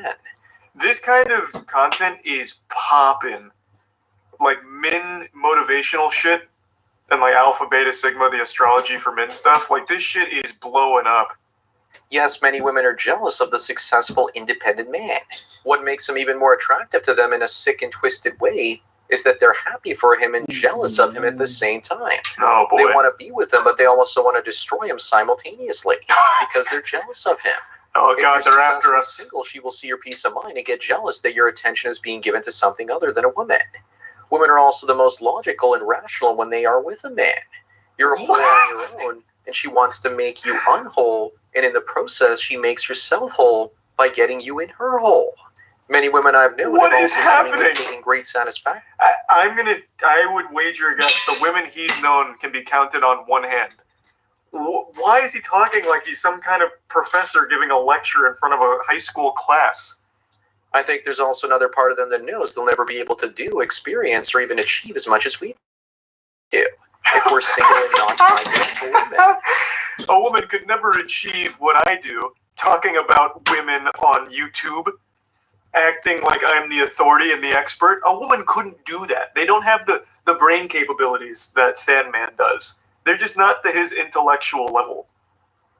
That's why you hear BS statements like, behind every great man is an even greater woman.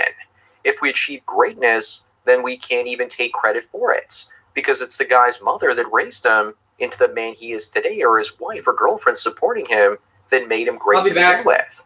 They can't accept the fact that they didn't actually have a part in making something that's great. Of course, the guy that goes his own way for many years and sees one success multiply on top of another when women aren't in his life, will figure out that behind every strong, successful man is free time away from women. Oh, I see. Okay. So the lesson is get away from women because they'll drag you down. They'll hinder you from reaching your optimal efficiency. Okay. Okay, that makes... Why even make a video on that lesson? The whole audience is people that don't have women around them. Is it like reaffirmation that it's good? Like, hey, it's good to be alone, I guess. But let me first tell everyone about today's sponsor, the MGTOW Book Collection Part 2. When are you going Camel Toe in Cambodia, banging babes in burqas in Turkey, or taking Polaroids of ladyboys in Thailand? Luca Vendetti has a series of books to make you live the dream. In addition to his classic, How to Retire on 200K in Southeast Asia. This is so fucking sad. Oh my god, what do the comments say? I mean, hey, it's a good hustle. Good for Sandman. 200K just appealing to the sad guys down here. Good on him. Though I don't know if I'd ever call him a bro. This guy sounds like he's the leader of the anime club. Like, he wouldn't be my definition of, like, a bro just by the sound of him. Sponsor link is down below. Anyways, now back to Sparkle Jealous Women putting up roadblocks in your life because you don't have a wife. He sounds like this guy. Do you guys remember the old Jelly Belly guy? Jelly Belly. That guy? What was it? Jelly... Alright, I'm back. I'm gonna go the take Jelly out the Rat trash guy. and I'll be back again. I need to get that part. Jelly Rat? I think it was. Yeah, Jelly Belly Pet Rat. Hello, my super pretty QB. So I'm guessing this guy went from this to talking about why it's good to not be around women. Like, it was your decision. You don't want women, which is why you don't have women, I guess. That men, simply because they are men, have things like old boys clubs and other secret support networks to help them make it in life. Instead of being just... this is to all the secret support networks. If you're paying to be part of that network, it's a bad network. Like, that's not a network. That you got scammed. Yeah, if your support network is charging you for being single books or whatever, you fucked up. Time to leave that network. Yeah, no such thing. Back in early 2014, when my channel was growing quickly and would become the biggest channel in MGTOW, people attacked me, even though for the majority of men I was providing some value. Jealousy also has a lot to do with dominance hierarchies. People are like crabs in the bucket. They always want to bring others down to their level. Why do you think that women are against every group of men in the manosphere seeking out freedom from women? They want us in relationships or chasing relationships, that's so cute. Which would be the equivalent of a crab that's free looking for a bucket to fall into, where he would be held down. They attack us through things like demonetization, throttling, and shaming language. Again, it's not just women, but also gamma males that infest the tech companies. Ooh, wait, what is a gamma male? That's a new one.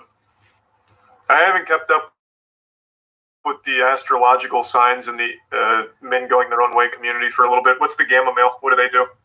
Give me a rundown of that species. The Hulk? No, the way you used it, it wouldn't be about the Hulk. It'd be like I guess like a tech guy, a nerd, perhaps. I don't know. Suck their own dick on a daily basis. Well, wouldn't Sandman be a gamma then? If that's the definition, he literally just sucked his own cock, talking about how he was providing value and didn't understand why he was getting hate. Gamma male is one step down from the omega male. Oh, okay. So it's like a pre-digi evolution of the omega male. Okay, I gotcha. So diet omega. All right, thank you. That makes sense. That actually would make sense. That's wrong? Oh, that's not right? When was there an omega male? Omega male was introduced like 2 seasons ago. That was like 2021, early 2021. It's below alpha and beta, but above delta. I don't know the delta males. Now I think you're making terms up. Sandman's the expert, so he used gamma. It must be an established scientific kingdom or something to fall into. From what I understand, gamma males are bottom feeders who don't try and improve their life. Mom wants me to move that damn light. I'm going to accept that definition. I don't know if it's correct, but I'm going to work under that assumption. It would fit into the context he used it here. Look at men out there that are successful and more happy than they are, and they basically think it's being humble to be down in life the way you have. Even the alpha, betas, and deltas are jealous because sigma males are free to do whatever they want with zero sense of self-consciousness. So they will try and take you down a few pegs so they feel better about themselves. The jealous types are constantly stuck having to calculate their rank in the social hierarchy constantly, thus comparing themselves to others instead of just doing what's right for themselves. If you want to avoid these sorts What is this picture supposed to be? I don't get it. She's dangling a spaghetti noodle? Does this trigger something in the Sigma male brain? Like, I want the noodle? I'm mad about the noodle? I don't know what this means. Maybe I'm a gamma male. I don't get it. What? Can someone break this? Can they break this down for me? It's hair? That's the thickest hair of all time. So is it another woman's hair and she's accusing him of cheating? But he's explaining, babe, I'm not cheating. I'm a Sigma male? Because after 5 to 10 years of financial freedom, your self-confidence goes up. And you want to share your experiences with like-minded people. Plus, if you do things like travel on epic trips, people might hear of them and wonder how you can afford them. I do love traveling on epic trips. Can't have a girl with me. They realize that you're hiding your fucking weighs me down. When I would film travel videos on my Cool Buildings channel, I would go to locations and ask to do interviews and film some cutaways. First women, they didn't care when the channel was brand new. And not so... God damn it, now I have to see that channel. He has his own channel travel for Cool Buildings? What does that even mean? Wow, for someone that's all about, like, you don't need women, it's all about being big man, he follows Dua Lipa immediately. That's not alpha stuff. I like Dua Lipa, but I'm not an alpha. Where's your travel channel? This is just a casual reminder not to go harass this channel or any channel I ever talk about. If you do that, you're a piece of shit. I don't condone it. Don't do it. Single mothers wrecking soy society. That is pretty fucking awesome. Jesus Christ. Do men going their own way need to leave the West behind? The great exodus of the gamma males and sigmas. Oh boy. Oh goodness. The Bible foretold of that. Oh, here we go. Sandman 2.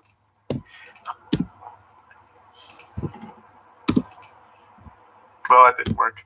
But once the channel was up and running and filled with dozens of locations, and they saw the places I traveled to in the past, they started becoming less accommodating.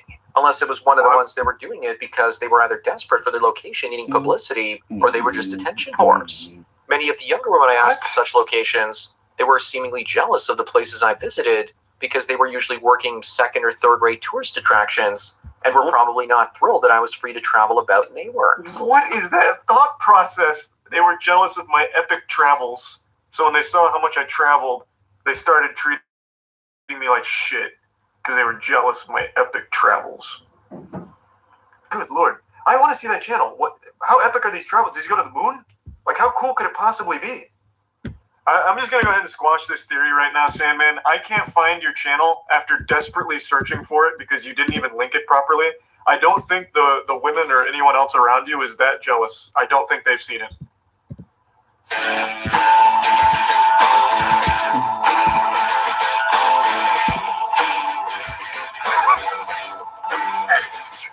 Traveling my own way. Hi everyone, Sandman here. The way I like Traveling My Own Way series, where I actually thought I'd be sharing with everyone my daily breakdown for my trip out west. This is the first part of 16 videos of my solo road trip from May the 3rd all the way to the 19th. What is it? Solo? I can't believe it. These videos are in addition to my daily dose of red pills, and I'm actually labeled them MOW, or Traveling My Own Way, next to them on the channel. My daily dose of red pill.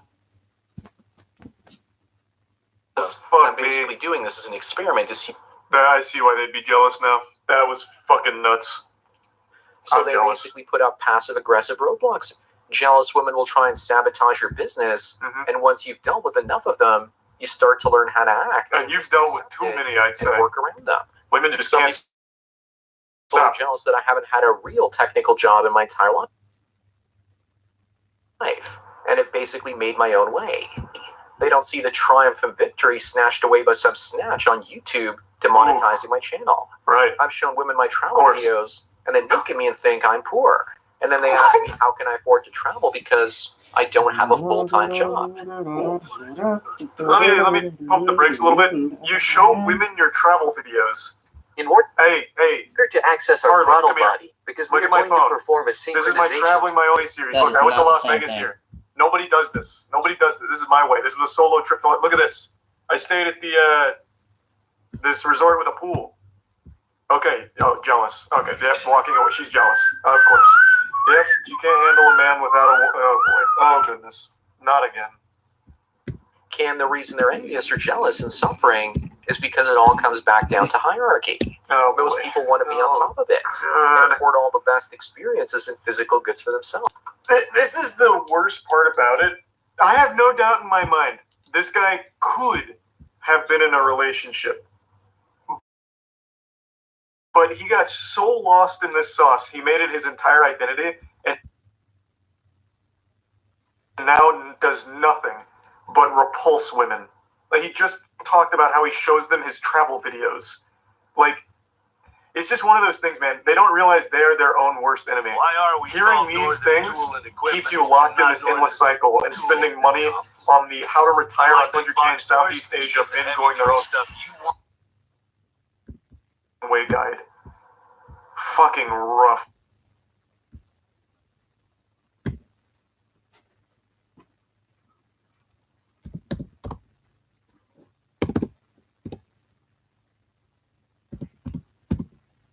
I see pretty much every sloppy, stinky horror film that comes out. It's something I have a lot of fun with, and I really thought I had seen it all when it comes to stupid characters or like a really dumb story. But what I just experienced with I Know What You Did Last Summer was a game changer. It's a new horizon here. I didn't know it was possible to make characters this dumb.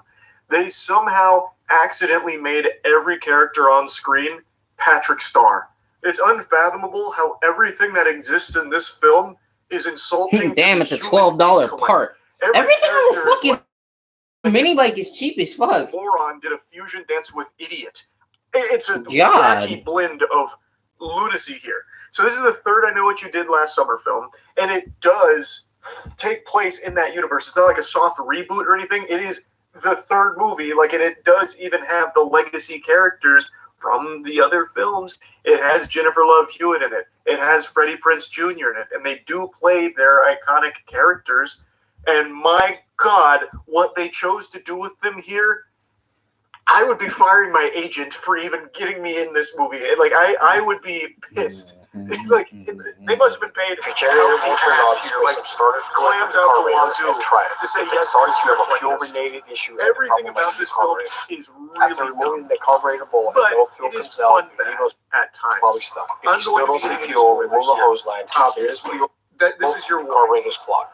Now this spoiler warning is over. If your generator won't turn on, spray some starter fluid through the carburetor. Okay. Okay.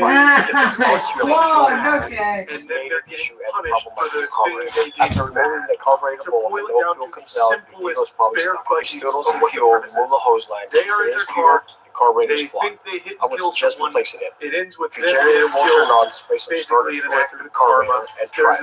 If it starts, you have a fuel-related issue, and the problem might be your carburetor. After removing the carburetor bowl and no fuel comes out, the needle's probably stuck. If you still don't see fuel, remove the hose line. If there is fuel, carburetor's clogged. I was just replacing it. Smoking. If your generator won't turn on, spray some starter fluid through the carburetor and try it. And there's If a it car starts, you have a coming, fuel-related and he wants issue, to play and the problem chicken with might it, be so your he's like, yeah, I'll carburetor. take After the car removing on. the carburetor bowl and no fuel comes out, the needle's probably stuck. If you still don't see fuel, remove the hose line. Come over If here, there I'll is fuel, punch the car like I'm fucking Chris carburetor's Redfield clogged. with a holder. I was just So he's replacing it. sitting there, and everyone's like, If your generator Daddy, won't get turn out on, of the road, spray you're some gonna hit my starter car. fluid through the He carburetor refuses and to, try it. which If leads to it a car starts, you coming, have a it fuel-related swerves, issue, and and it the problem blasts might be through your the carburetor. safety After rail, removing the like carburetor bowl and no fuel comes out, the needle's probably stuck. If you still don't see fuel, remove the hose the line. driver's If still there is fuel, alive, and he doesn't carburetor's want to clogged. die. They're trying I to was save him just to replacing no it. avail. Falls off the If your generator won't turn on, spray some the starter driver fluid is through the carburetor most and likely try it. dead. If it starts, you have a Like, fuel-related go issue, down there and and the try and problem help might him, be your there's no way carburetor. of getting After down removing there. the There's so carburetor fucking bowl high and up, no there's fuel no comes way out, to the get there. needle's probably stuck. So If you still then don't he see decides fuel, to call remove the hose police. line. If there is And fuel, then the the police carburetor's are clogged. showing up, I was just and it replacing turns it. out the guy died. If your generator won't turn they on, made the spray some decision not starter to go to fluid the through police the station to carburetor and report try what it. happened. If it starts, you have a fuel-related issue, and the problem might They be were your afraid carburetor. that they could After removing the they were afraid carburetor that bowl they and could no slap fuel up like comes out, the manslaughter. needle's probably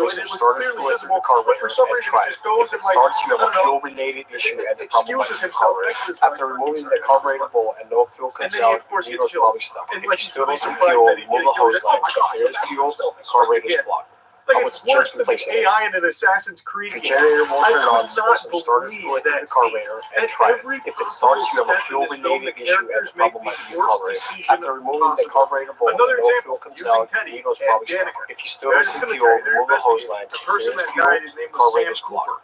I would suggest replacing it. Drug addict. He had no one. If your generator won't turn on, place some starter fluid through the carburetor and try it. If it starts, you have a fuel-related issue and the problem might be the carburetor. After removing the carburetor bowl and no fuel comes out, the needle is probably stuck. If you still don't see fuel, remove the hose line. If there is fuel, the carburetor is blocked.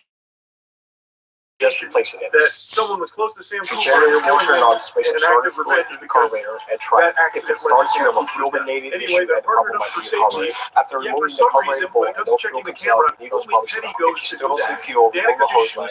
There's fuel, carburetor's blocked. I was just replacing it. Cameras, knowing full The well generator the will turn killer on, is space hot and in their start fluid butthole. through the carburetor Like, and at any try. moment could If it pop up starts, and you have a for some fuel-related reason, issue he and the problem split might be your up like carburetor. that. After removing And the then, can you carburetor bolt believe and it? no fuel comes He out, shows the up. needle's The probably killer stuck. If you still don't shows see up, fuel, but remove the hose luckily line. Teddy was able to There's save fuel, Danica before things got carburetor's too blocked. hairy. I was just replacing It's it. so stupid. Like, why did you The generator will turn on, in the space and first start place there, fluid through knowing the full carburetor well and try it. that there If is it a starts, killer you have a who fuel-related just issue and the problem might be your carburetor. He's already After killed removing 2 the people. carburetor bolt and no It's fuel just comes out, unbelievable. the needle's And then probably they stuck. continue, like, for example, Danica's fiance got murdered by the killer. He wasn't at the scene or anything, but the killer is just like annihilating everyone, even like remotely in the same vicinity as the core cast. So he kills the fiance, and yet she continues to stay in the same fucking house for the whole film. Not only her, but everyone goes to that house where that murder has taken place just fucking like a day ago. Like, the blood is still, like, on the walls. Like, it is still so fresh. His spirit is probably still haunting those walls, and you are using it as home base, a place the killer already clearly knows inside and out and has no problem getting to and killing. Why are you staying there? You like, go to anywhere else. Go to the goddamn local Denny's and camp out, like, anywhere. What is the thought process here?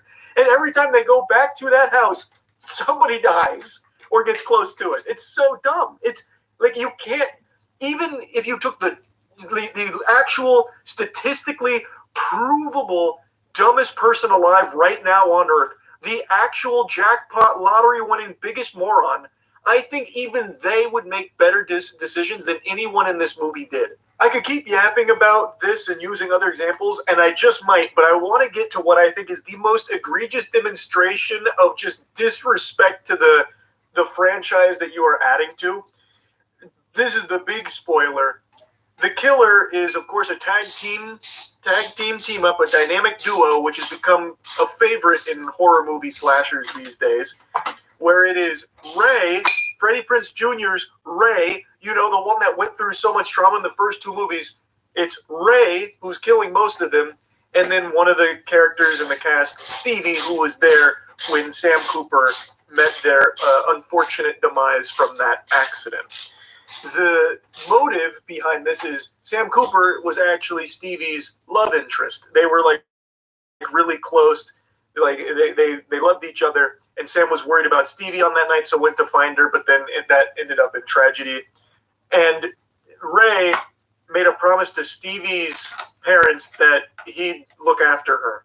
So when he heard that the man she loved died because of that accident, Ray just snaps and decides, we're going to cook up this year-long revenge plan where we're going to murder all of your friends and I guess anyone they even touch, because they now all got the cheese touch. Anyone they touch, we're going to kill. In the same way that all of my friends were killed and has traumatized me for fucking 3 decades now. 2 movies worth. I'm going to help you do that. An actual, like, dog shit brain idea. Why would you get, like, the motive isn't even strong for either of these characters, by the way, because when Stevie is monologuing and she reveals to Danica and Danica and Ava that it's her has been killing and says all that about Sam Cooper, when she's monologuing, Ava correctly points out that Stevie was also there at the scene that night and also decided to leave without telling the police and keep it a secret, which is like, I think a checkmate. Is like, Ava's right, you did do that. Why are you now killing all of us when you are just as guilty? And her excuse was, well, I didn't know it was Sam Cooper at the time. I was like, well, what the fuck?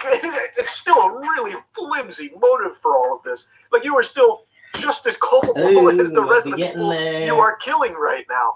It's just, it's unhinged. Need something they couldn't even make a good motive for Ray to break bad either and become the villain. I don't know if that's strong enough. Couldn't even make a good motive for Stevie being the rear back one of wheel. the killers. It's so weak. It is so fucking weak. And keep in mind, they did do everything right except not giving their statement to the police. But they did call the authorities to try and get help. They tried to help them. They tried to help him themselves. It just ultimately there was nothing that could be done after the accident had occurred. He was dead no matter what. Sam Cooper did not survive. Even if they did try and somehow like rappel down there and get to him, he was dead.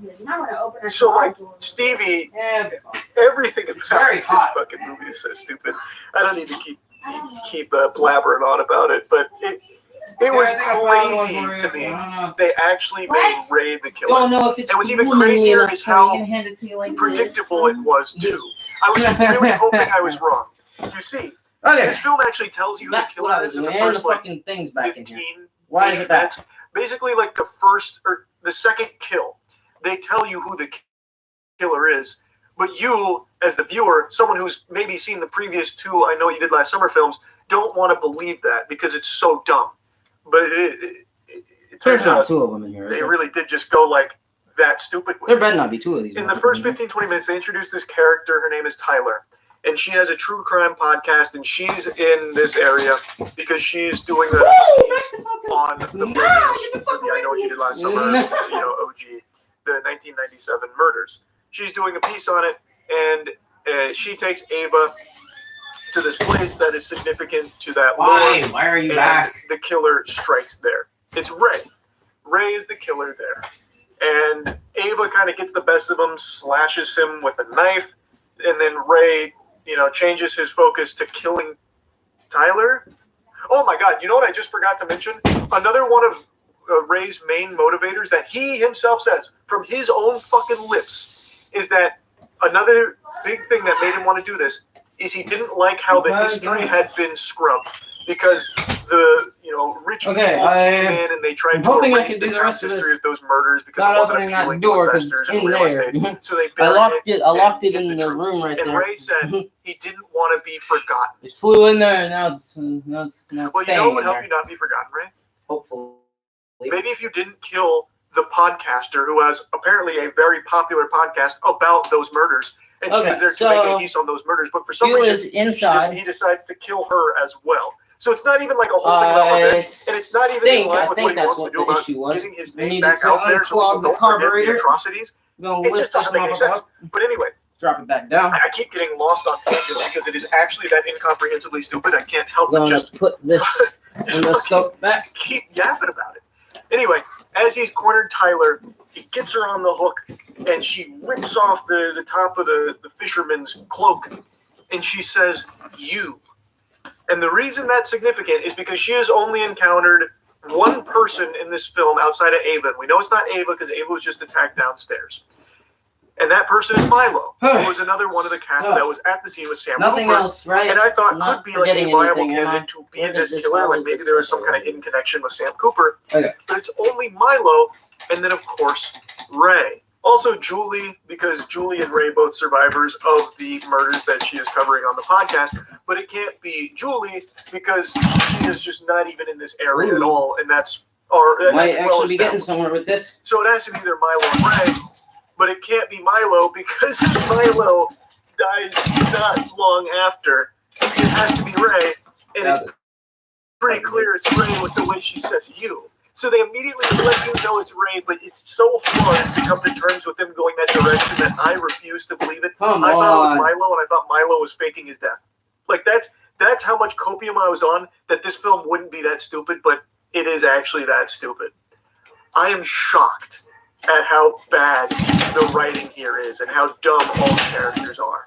Oh, another thing. It's not only an insult to Freddie Prinze Jr.'s character here with what they did with Ray, but Julie, Jennifer Love Hewitt, her character is useless here. She's brought in, and she doesn't really help at all when they go to her because obviously there's big similarities between what she went through and what they're going through. So they track her down. Ava goes to her and tells her what's happening, and she's like, "Okay, well, you need to kill him before he kills you." Well, she doesn't say it like that directly that blunt, but she says, "You need to find who this is." No shit, Julie. Obviously, they didn't find who it is. What kind of tactics are those? That's not helpful. Obviously, they need to do that. They were already in the process of doing that. And she doesn't offer anything beyond that, really. Like, she pops up here and there where she's kind of, like, on her own thinking about it. And then Ray goes to her place. They've had, like, a really rough split from the marriage, which is never really explored why. But apparently he's, like, repressed all the trauma and it, like, took a toll on the relationship or something. But he goes there and he says, Julie, like, you really shouldn't be telling them to do that. And then he leaves. And then at the end of the movie, somehow Julie figures it out because Ava tells her Stevie was the killer. And Julie's like, she could be working alone. So she Googles it. Turns out Ray and Stevie work at the bar together. And thus she knew it had to be Ray working with Stevie to kill all of them in similar fashion to what happened to them. She figures all that out, drives down there to confront them to try and save Ava because she knows Ava is there. But she shows up unarmed. She calls the police, sure, but the police aren't there. She shows up to the bar unarmed, not even knowing if Ava is alive. And then when Ray is monologuing, this fucking trauma dumping, exposition vomiting, Julie just stands there and still has nothing to do to try and protect Ava, who's already been stabbed. She doesn't have a gun. She doesn't have a baseball bat or anything at all. Why would someone like Julie, who's been through so much, and now knows that this killer... I'm hearing shit come out of this thing that I'd like to hear, but it won't stay consistent. Why would she show up with nothing to try and defend Ava? Maybe if I do that. That made no sense to me. It was so silly. Actually, yeah. The cops weren't even hearing anything either, so she actually offered nothing other than maybe like a convenient distraction for someone else Ray could kill while Ava was already injured. And what ends up happening is Ava shoots Ray with a fucking harpoon and kills him. Kill but, switch it was so weird to me because why wouldn't she just be armed? In her home, it's shown that she takes her security very seriously. She's got like a bunch of cameras around. She's very attentive. But even there, she doesn't have any weapons. Like when there is like alerts on her phone, which ended up being Ray showing up, she didn't like pull out a gun or anything. She grabbed some scissors. Why would she not be prepared for something like this? Damn. She very much clearly cares about the security of herself as well as someone like Ava.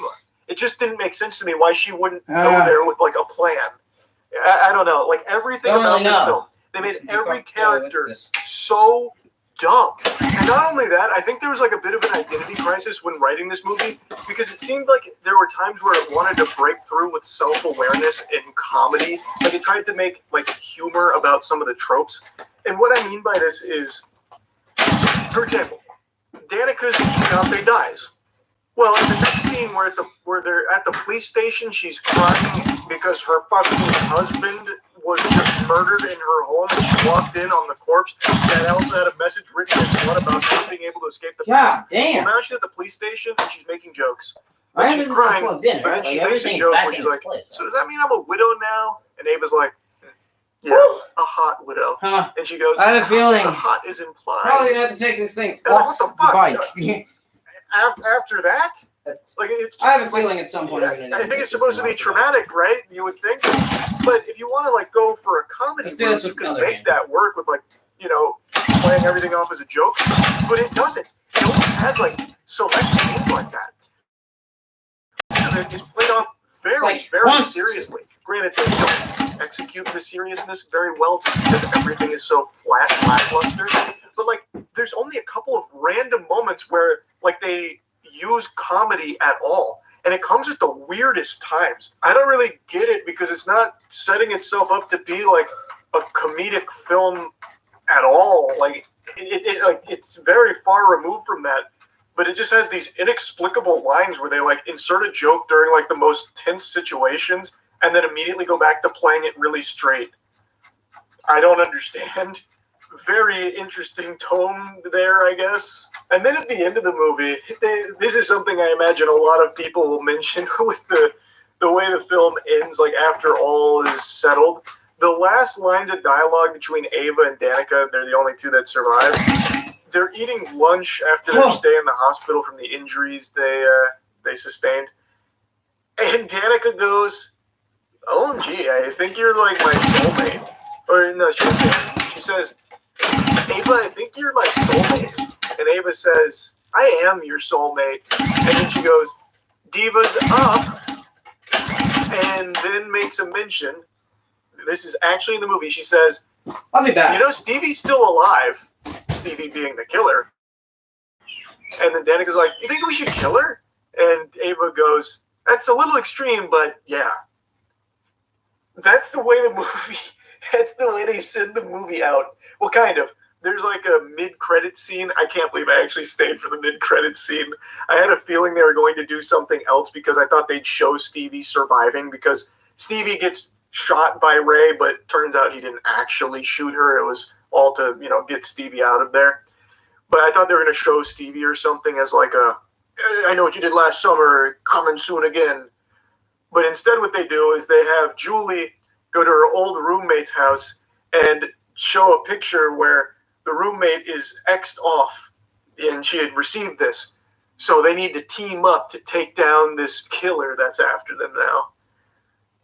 It's fucking awful. It's really bad. The movie is really, really bad. Worse than you're expecting. I mean it when I say these are the dumbest characters I've seen. Maybe in general, for like a slasher film, it is shocking how stupid they are. I'm not going to keep yapping about it. I could. There's even more dumb shit I could talk about with the characters in here, but what is even the point? It's already been like 20 minutes to be yapping about this, and I don't think anyone even cares about the movie that much in the first place, but I couldn't help myself. I'm actually spitting. I don't know if you can see the spit coming through here, but I'm actually spitting. Anyway, that's really about it. See ya. All of you know how much I love fun, bad movies. To date, Moonfall is still the most entertaining film I've ever seen because it is a beautiful disaster of a movie. $100 million budget and not a single thing about it is even close to being good. It's amazing for all the wrong reasons, and it is one of the most entertaining films ever constructed by our species. So I have a huge passion for fun bad films. I'm back. So I was very excited to see Meg 2 today because I watched the first Meg. It's nothing special, but it's enjoyable and it's very silly and it's, of course, a bit stinky. It's a movie about Jason Statham hunting down a megalodon shark, so of course it's going to be a bit goofy. And Meg 2 was rolling around, and I expected it to be a lot of the same. Some stinkiness, some silliness, put them in a pot and create a wonderful scene out of it, put a smile on Charles's face. And to a certain extent, it did. But it's also legitimately one of the stupidest movies I've watched in quite some time, and in a lot of ways, it's dumber than Moonfall. And I don't say that lightly. To say something is stupider than Moonfall is a bold claim that you need empirical evidence to back up.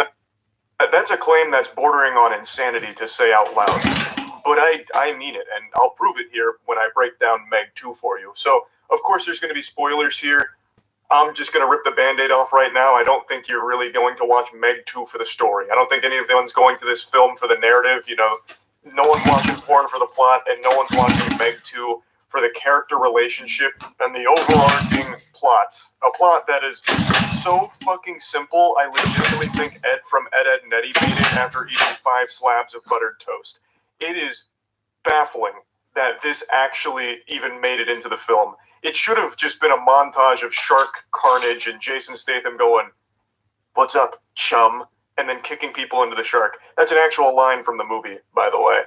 Like, it would have been better if that's the direction they went. But unfortunately, the biggest sin this movie commits is it is boring for about 80% of it. 80% of this movie isn't spent on megalodons or action or characters fighting against megalodons. For some reason, they made the first 80% a fucking soulless, garbage, poorly written, embarrassing, corporate corruption conspiracy mystery movie. And that's using a very generous term for it, because calling this a mystery in the first 80% is an insult to the English language. It's more like a pistery, because it belongs in a toilet. So, the first 80% is dedicated to explaining the world now. There's a very expensive expedition group that's led by Jason Statham, and they do these deep dives into a trench that has these megalodons roaming around, and they're separated from the rest of the ocean thanks to this barrier that they can't cross. There's a very strong jutsu and the Megalodons aren't allowed to either enter or exit. But this team that Jason Statham is a part of is financially backed by tons and tons of doubloons. So many clans. They have so much money. They have a lot of very powerful people financing it. And they also have a Megalodon in captivity that they're training and raising like a pet to understand a bit more about Megalodons as a whole. Rotates. Now, the team is about to go on a routine dive. They've done, I think, 26 successful missions or something like that. And this was supposed to be just another standard trip, but things went a bit awry. Now, there's another passenger aboard this ship, this giant, complex, and it's a child that Jason Statham is raising and teaching, and she's a genius. She's a 14-year-old super genius, fucking Jimmy Neutron level intellect, and she sneaks aboard the expedition vehicle with Jason Statham and the team, which he's very upset about. He's like, this is very not good. I'm very disappointed that you've done this. We're turning this ship around. But then they're like, no, we'll just press forward. And so they do. It didn't take a whole lot to convince them. But while they're doing that, that Megalodon they have in captivity breaks out. And do you want to know how it breaks out? Well, because there was like a single metal grate, like a single metal cheese grater that was supposed to stop a fucking Megalodon, an absolute monster. So it just easily breaks through with literally no effort. And we're supposed to be shocked that it did this. I don't understand how, because it was basically just a single piece of construction paper that separated the Megalodon from the rest of the world. So that right there was already extremely lazy to me. They could have had some kind of cool plot, like showcasing the Megalodon being really smart. Like, the Megalodon set a trap. It played dead. It went belly up. So when they went in there to check on the Megalodon's heartbeat, it fucking mauled them all and then escaped. Maybe it grew wings and flew away. I don't know. Just anything besides it went through a basically open tunnel that we didn't think about. So as they're going on this dive, the Megalodon that they had in captivity starts chasing them. And they're like, how is that possible? We've got to dive deeper. It's the only way to escape it. So they dive deeper. Then they eventually go in the very deepest part of the trenches. And they're speculating on if they should just abandon the mission because this is already not going according to plan. So Jason Statham's like, should really abort mission. And even the main, base is like, yeah, probably a good idea. This is already totally off book here. Let's just get the fuck out. But the actual owner of the company, the whole enterprise, is like, no, this is a really good opportunity to explore. We're explorers, god damn it. This is what we do. And our Megalodon came down here because she wants to mate. It's mating season for Megalodons, and I'm fucking horny. We're gonna go watch. And they're like, well, if you say so, shucks. So they continue to go deeper into the trenches, and then they stumble upon an underwater base. And I shit you not, for about 10 minutes, I really thought they were about to bring Atlantis into this. They were like, oh my god, there's an underwater base here. This is so weird. I'm getting heat signatures. There's living creatures on that base. And I was like, oh my god, they're going to do Atlanteans here. Oh, this is going to be incredible. But they don't. It turns out there was a different company, a shadow organization that had the same access to the technology they did, and they had this underground base that this team of good guys, the explorers, stumbled upon. And this is where the corporate conspiracy starts to unfold. They start wondering, how is that possible? We're 25,000 feet deep. No one has access to this kind of shit except us. What's going on here? There's fishy business, and I'm not liking the smell. So then we get to go into one of the bad guys' submersibles, and he's like, oh, they stumbled upon us. There's only one option. And then the guys, there's like a team of 3, and 2 of the guys are in these like underwater, fucking Gundam suits, and they're like mining away at barnacles. And they're like, no, don't do it. Wait, no, don't do it. He's like, I've got to do it. They've seen us. I'm like, no, please don't. And he just blows everything up, including himself. He doesn't die from it, spoilers, but he blows everything up in the trenches, which blows up the barrier, like the genjutsu that keeps all of the Megalodons in the trenches. So he blows that shit up. He blows up the heroes' submarines and everything. And then they're in a big scramble because they can't escape now because their submarines are fried. So they get into these high-pressure suits, and they start making the walk on foot from the crash site of the explosion all the way to that base that they identified. Now, just to put you in the right headspace here, it's a fucking snooze fest. and it's already been like 30 or 35 minutes by this point, so it's a slow burn. Meg 2 puts the Megalodons in the back seat. It puts them as like sidekicks. Like they have cameos in this movie basically because they spend the first 80% with this garbage here. It's so fucking boring. But anyway, the explorers with Jason Statham and the child and everyone else get in touch with the main base like, hey, we're going to need that rescue submarine. Shit went tits up down here and we need a little help. You know, this one lunatic blew us to kingdom come, you know, blew us to high heavens. Our submarines don't work anymore. Come get us. And they're like, we're on it. Actually, scratch that. We can't. Somebody sabotaged our rescue sub. God, yeah. And now you can see all of the complex narrative plot devices coming into play. So they have to figure out who sabotaged it. So naturally, they check the surveillance cameras. But it turns out our culprit was smart enough to turn off all of the surveillance cameras. Okay, but yeah, there's they didn't definitely realize they built in a fail-safe security camera system. So they go and check that. And it's revealed that our man on the inside, our evil person on the good guys team, is a girl named Jess. And she wants money. She says that she's doing it because she wants more money than she could ever possibly care about, where money loses all meaning to her. So it turns out what they were doing down there on that base is they were mining rare earth minerals. And I shit you not, when they go into the base, one of the main guys is like, what is this? And he's like, oh, wait, this is rare earth minerals. He literally says it's rare earth minerals. And it's like, they're probably using this for superconductors, which is good for quantum computation devices as well as all kinds of transportation. This is very important stuff. No doubt, this one crystal I'm holding in my hand is worth $1 billion. Okay, it's like billions with a...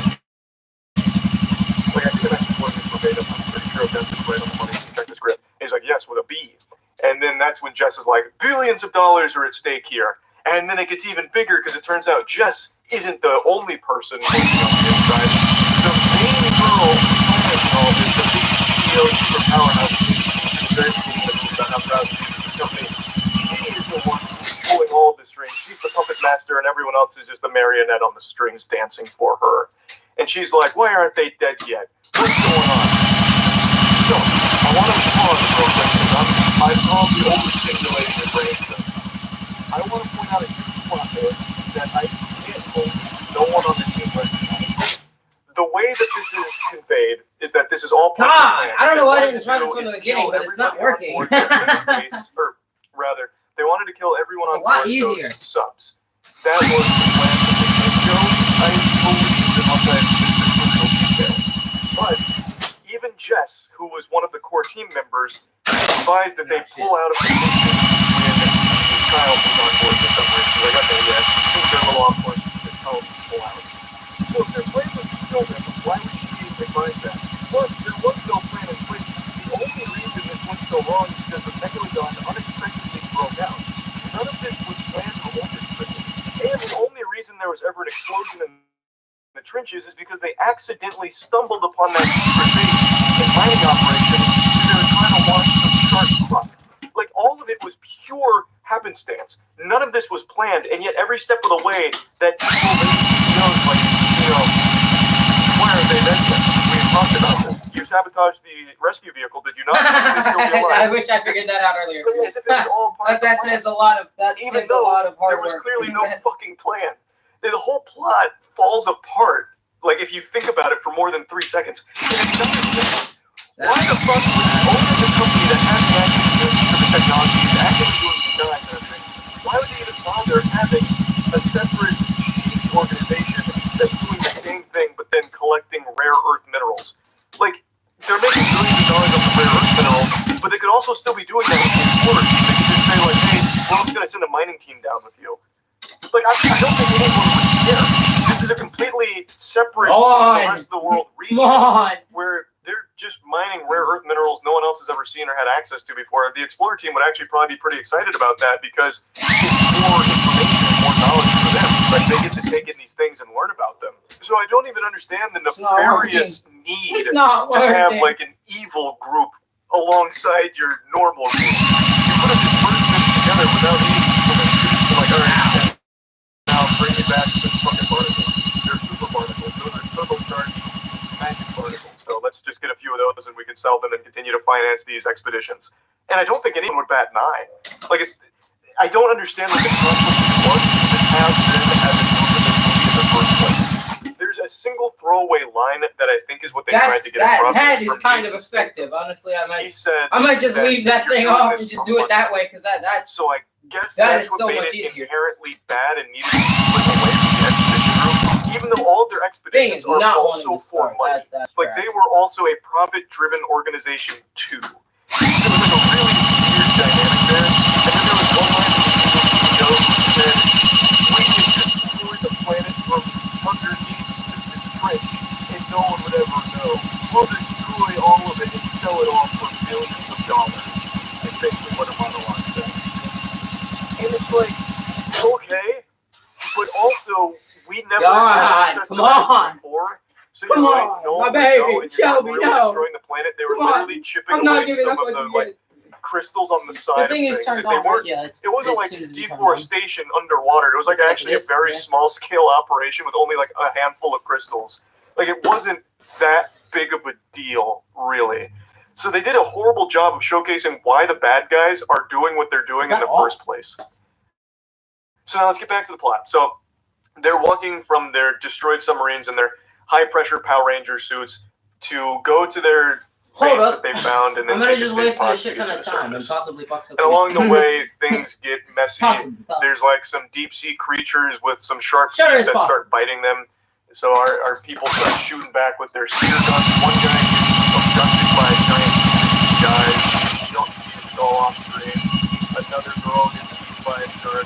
Megalodon. You don't see it. They don't show any like the carnage or anything. So pretty much every death in the movie either off screen or cut away from right away. It doesn't make any sense for a fucking movie about sharks killing people and killing sharks in return.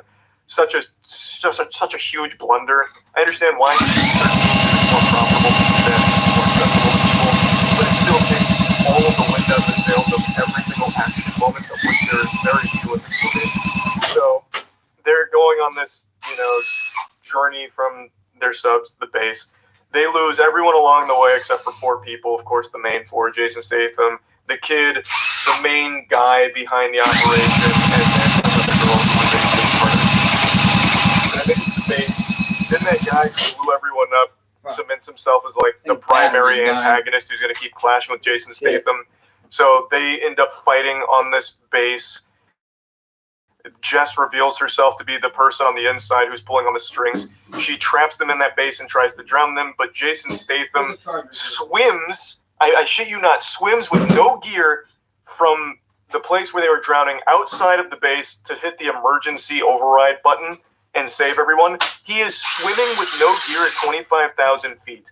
Nothing. I think this one has a little bit more power to it. Things, rather, can fucking survive at 25,000 under. And at the very bottom of the list, they can survive. Humans can't.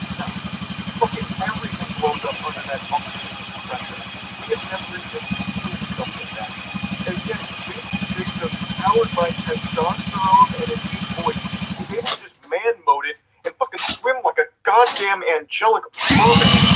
Olympic swim at 25,000 feet to save the crew. And they try to give an explanation for it, but I swear to God, I had to wiggle my finger and say, no way, that's no Greenwich. No shot. Their explanation was something like, as long as he inhales enough water into his sinuses, it will equalize his internal pressure to resist the water pressure, and he'll be able to be just fine. I don't have a degree in marine biology, but there's no fucking way, right? Like, there's no way you can inhale enough water into your sinuses to somehow resist the pressure at 25,000 right? Like, I still think that. But anyway, he saves everyone. He just fights the main bad guy again down there, who, for some reason, let Jason Statham live. Jason Statham passed out after saving everyone, and the main bad guy saves him, and he's like, I was in jail for 3 years. I've been waiting for this moment to kill you. And like, really, let him die. If you wanted to do, like, I'm sure that's why I would have been going to your revenge or more. If you wanted more hands-on, you could have, like, stabbed him while he was still passed out. But instead, he, like, wakes him up and then challenges him to some fisticuffs. Like, it's time to get pugilistic. only he immediately cheats by bringing out a knife. So if you weren't going to actually like throw down with honor, why not just let him die? It doesn't make any sense. But anyway, they have like a really lame fight against each other, which of course Jason Statham wins. They then get into a backup submarine and escape to the surface. And in the meantime, the main base is being raided by the CEO's cleanup squad, who's come like they're a military group who's come to kill everybody so they can keep the secret that they're mining rare earth minerals in the trenches. But because of that explosion, kind of poking a hole in that defensive barrier of the trenches. So each megalodon is a crack in the skin. Giant squid, basically a crack in the skin. These 3 megalodons are like, uh-oh, we've got a problem. God, it's not working. But it's not that big of a problem. So instead, the military just keeps like shooting people and taking over the main base. And then there's 2 main people there that escape that are friends of Jason Statham. One of them's very cool. His name's DJ. He's got like a fucking Desert Eagle, and he's got like pepper spray and a taser, and he's really cool. I think he's probably my favorite character in the movie. So he has some cool moments where he has some martial arts, and he starts using his Desert Eagle. Like, it's fun watching him. And this whole sequence is kind of enjoyable because he finally is snapping out of this hideous corporate conspiracy narrative that they were trying to drive home. Now we're getting into some fun action. Have some megalodons that are now finally starting to do something like eat people. We have the Kraken who's on the loose now. So finally, like an hour and 10 minutes into the movie, we're getting something entertaining. Honestly, I might end this stream and come back to this later. Basically, the all the good guys hot. escape the marine or the main base, so and the Marines are still chasing them. And Jess, the woman on the inside, turns out was the lover of the bad guy at the deep sea. So he comes back, he gives her a kiss. And then the main evil CEO calls Jess and she's like, Jess, we're going to need to give you a promotion. We're going to make you a hero here because the public's going to hear about this somehow. I don't know how, but they're like, we need to make you the hero here, Jess, so we're going to write you a story about how you saved everyone and saved the world and saved the planet. And Jess is like, that sounds great. And then she gets eaten by a megalodon who comes through the glass and kills her right in front of her boyfriend. And her boyfriend runs away. He's like, oh no. So that's how they get Jess out of there. She was a very important person in everything going wrong, and she probably only had like 4 scenes in total in the entire movie for maybe like 3 minutes of screen time. They killed her off in a really quick, comical way. That was self-aware, though. I'm very certain that was a on-purpose gag to kill her like that. So I don't have a problem with that. But anyway, now we're getting off the main base. We're towards the end of the movie. So the good guys are in a little boat, and they're going towards something called Fun Island. Didn't put any real effort into this, clearly. This movie really feels like it's the first product of the writer's strike. Like, this had to have just been written by people on their off time during lunch that weren't on strike. Like, there's no way an actual team of writers wrote this one. I really don't think so. Or if they did, they intentionally made it as unappealing to everybody as possible, because up until this point, it is a snooze fest, and they fucking called this place Fun Island. Didn't even bother to give it a name. So they're approaching Fun Island, like, everyone get out of the water! There's fucking megalodons coming, and it's a giant squid. And they're like, oh, it's a load of hooey. You're stupid. We're vacationing. We're having fun. We're not getting out of the water. And then all of the bad guys arrive to Fun Island as well, because they all deduced that it was going to Fun Island, so they go to Fun Island. And for some reason, the fucking evil CEO flies in on a helicopter to the island as well. The central point of the conflict, with all of the fucking prehistoric killing machines and all of the gunfights against the good and bad guys. For some reason, the evil CEO, who is totally safe and comfortable at her penthouse suite, flies here and just sits in the helicopter. She just wanted to be boots on the ground, like feel like she was part of the team, part of the crew, part of the ship type shit. So she flies there in a fucking helicopter just to sit there and whine. Why? Probably shouldn't use that shit if there was nothing else at hand. Like, it doesn't even make sense in the context of the narrative. She has no reason to be there, but she goes out of her way to be there. And she's there like this, too. She basically fucking teleports there. Like, I don't know how she got there so quick. But she's there, and then she immediately dies. Because also escaping from the trench wasn't just megalodons and the Kraken. It was like lizard monsters. They're these like 4-legged little lizards with big teeth that crawl around, and they bite and kill her. They drag her away. So she does nothing. She flies to the island just to sit in the helicopter and die. But not before she has like 5 other horrible scenes where she's in the helicopter and she hears a noise and she says to the pilot, she's like, Jenkins, go check on that. And it's like, lady, open your eyes. So like he turns off the helicopter and he goes out there and he dies eventually. But it zooms out from the helicopter and there is a dead body right next to the helicopter, right next to the evil CEO that somehow she didn't see. Like she didn't know, and she's like, Jenkins, I don't know what that was. Go check on it. And it's like if she just looked to her left, she would have seen a dead body. And how the fuck did someone die there without her knowing about it? Like, who was it? Sam Fisher on a stealth mission killed this guy? Like it makes no sense. It doesn't make sense.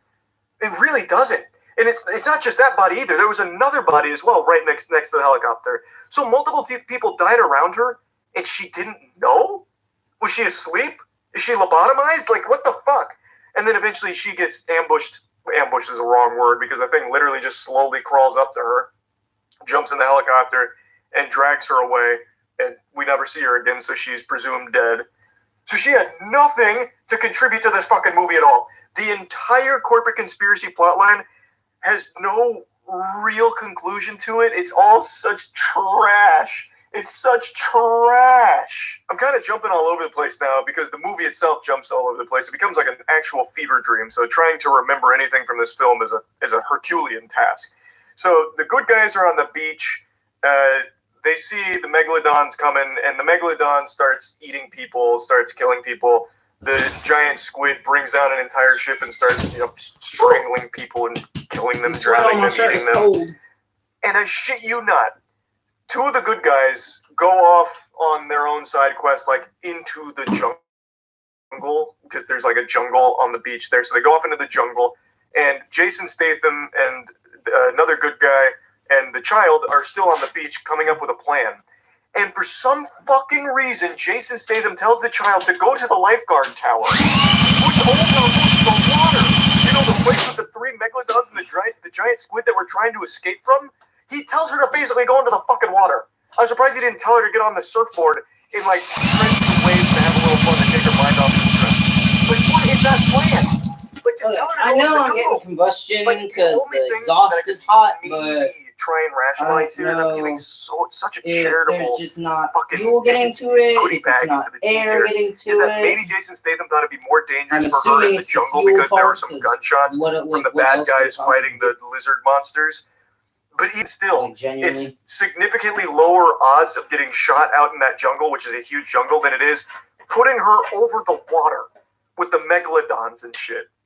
But what anyway, if I blow into this? He basically just sends her to her death like as a prank. She doesn't die, spoiler.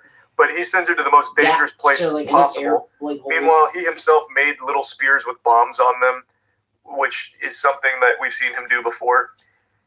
And his plan is he's going to start throwing the spears with bombs on them at the megalodons, and he's going to save the day and be the big fucking hero. So the side quest that 2 of the people go on is to find the helicopter. They find the helicopter, no problem. With fuel, they just landed that bitch. It has been fucking planted on the ground and nothing else. How is it out of fuel? Did it just barely make the trip here? Did the lizard monsters, like, siphon the gas out of it because they're addicted to the gas? Like, how is it out of fuel? So then there's an intense moment where they're like scrambling to get the fuel hose, which is right next to the helicopter. I'm probably just gonna and they're like, all right, end this stream. I've already been here for what, 3 hours, I think? Charging. I was like, oh, our precious nectar. We need the fuel. It tastes so good. Again so the lizard monsters are crawling after me. I will be starting up a stream on my console though, on PS5. So he's like, he hold them off that, and then he fills the chopper in between, sprays them, and he's filling the chopper. And then they get on the chopper, and then one of the guys throws a match and blows up the lizards, and they fly the chopper away for literally 3 seconds before he immediately crashes. So, chopper crashes. One guy jumps out, one guy stays in, and you think he's dead, but he's not, because the helicopter, like, basically fucking explodes. The helicopter literally, like, fucking explodes. So you're like, oh, man, that guy died. Rest in peace, man. Godspeed. What a fucking patriot. But no, he's not dead. Like, somehow he survived it.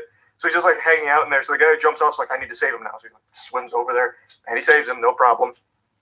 But anyway, I'll just finish up. I've been going on for so fucking long here. This is like an actual moonfall incident here, trying to explain this absolutely disgusting, degenerate plot. So Jason Statham is throwing spears at the sharks, and this is when the movie is finally good.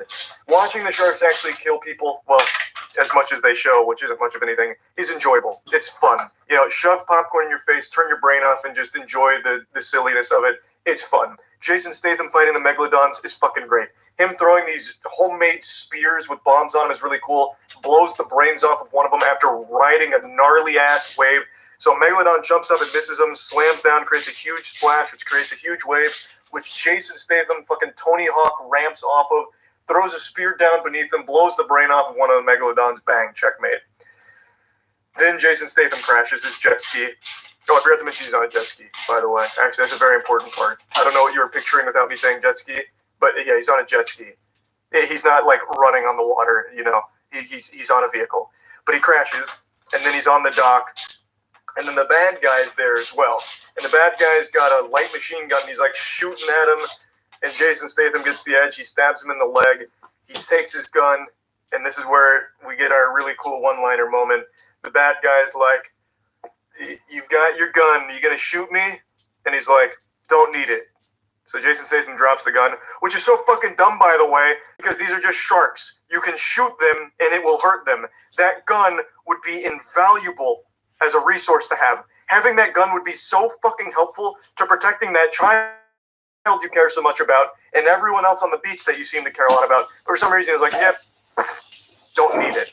I also forgot to mention that the child who went to the lifeguard tower for some reason decides that she wanted to try and save one person in particular, so she gets on a surfboard and swims out to her because she was drowning, and then she, like, leads her to the shore.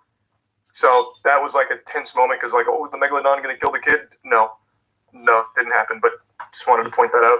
So he drops the gun, the bad guy's like, "I knew you were too soft to shoot me." And it turns out this sneaky bad guy had another gun in his belt pocket or holster. So he rips it out, and as he's going for it, Jason Statham kicks him into the mouth of a megalodon who's going by, who eats him. And Jason Statham's one-liner is, "See you later, chum." So that was awesome. Yeah, and then I'll just go ahead and wrap up the synopsis here. Jason Statham starts banging a helicopter blade against the surface of the water to get the attention of the Megalodon, to get him away from his friends. The Megalodon charges him. The Megalodon jumps up, about to eat Jason Statham, but Jason Statham drops back, points the helicopter blade straight up, and impales the Megalodon, killing it.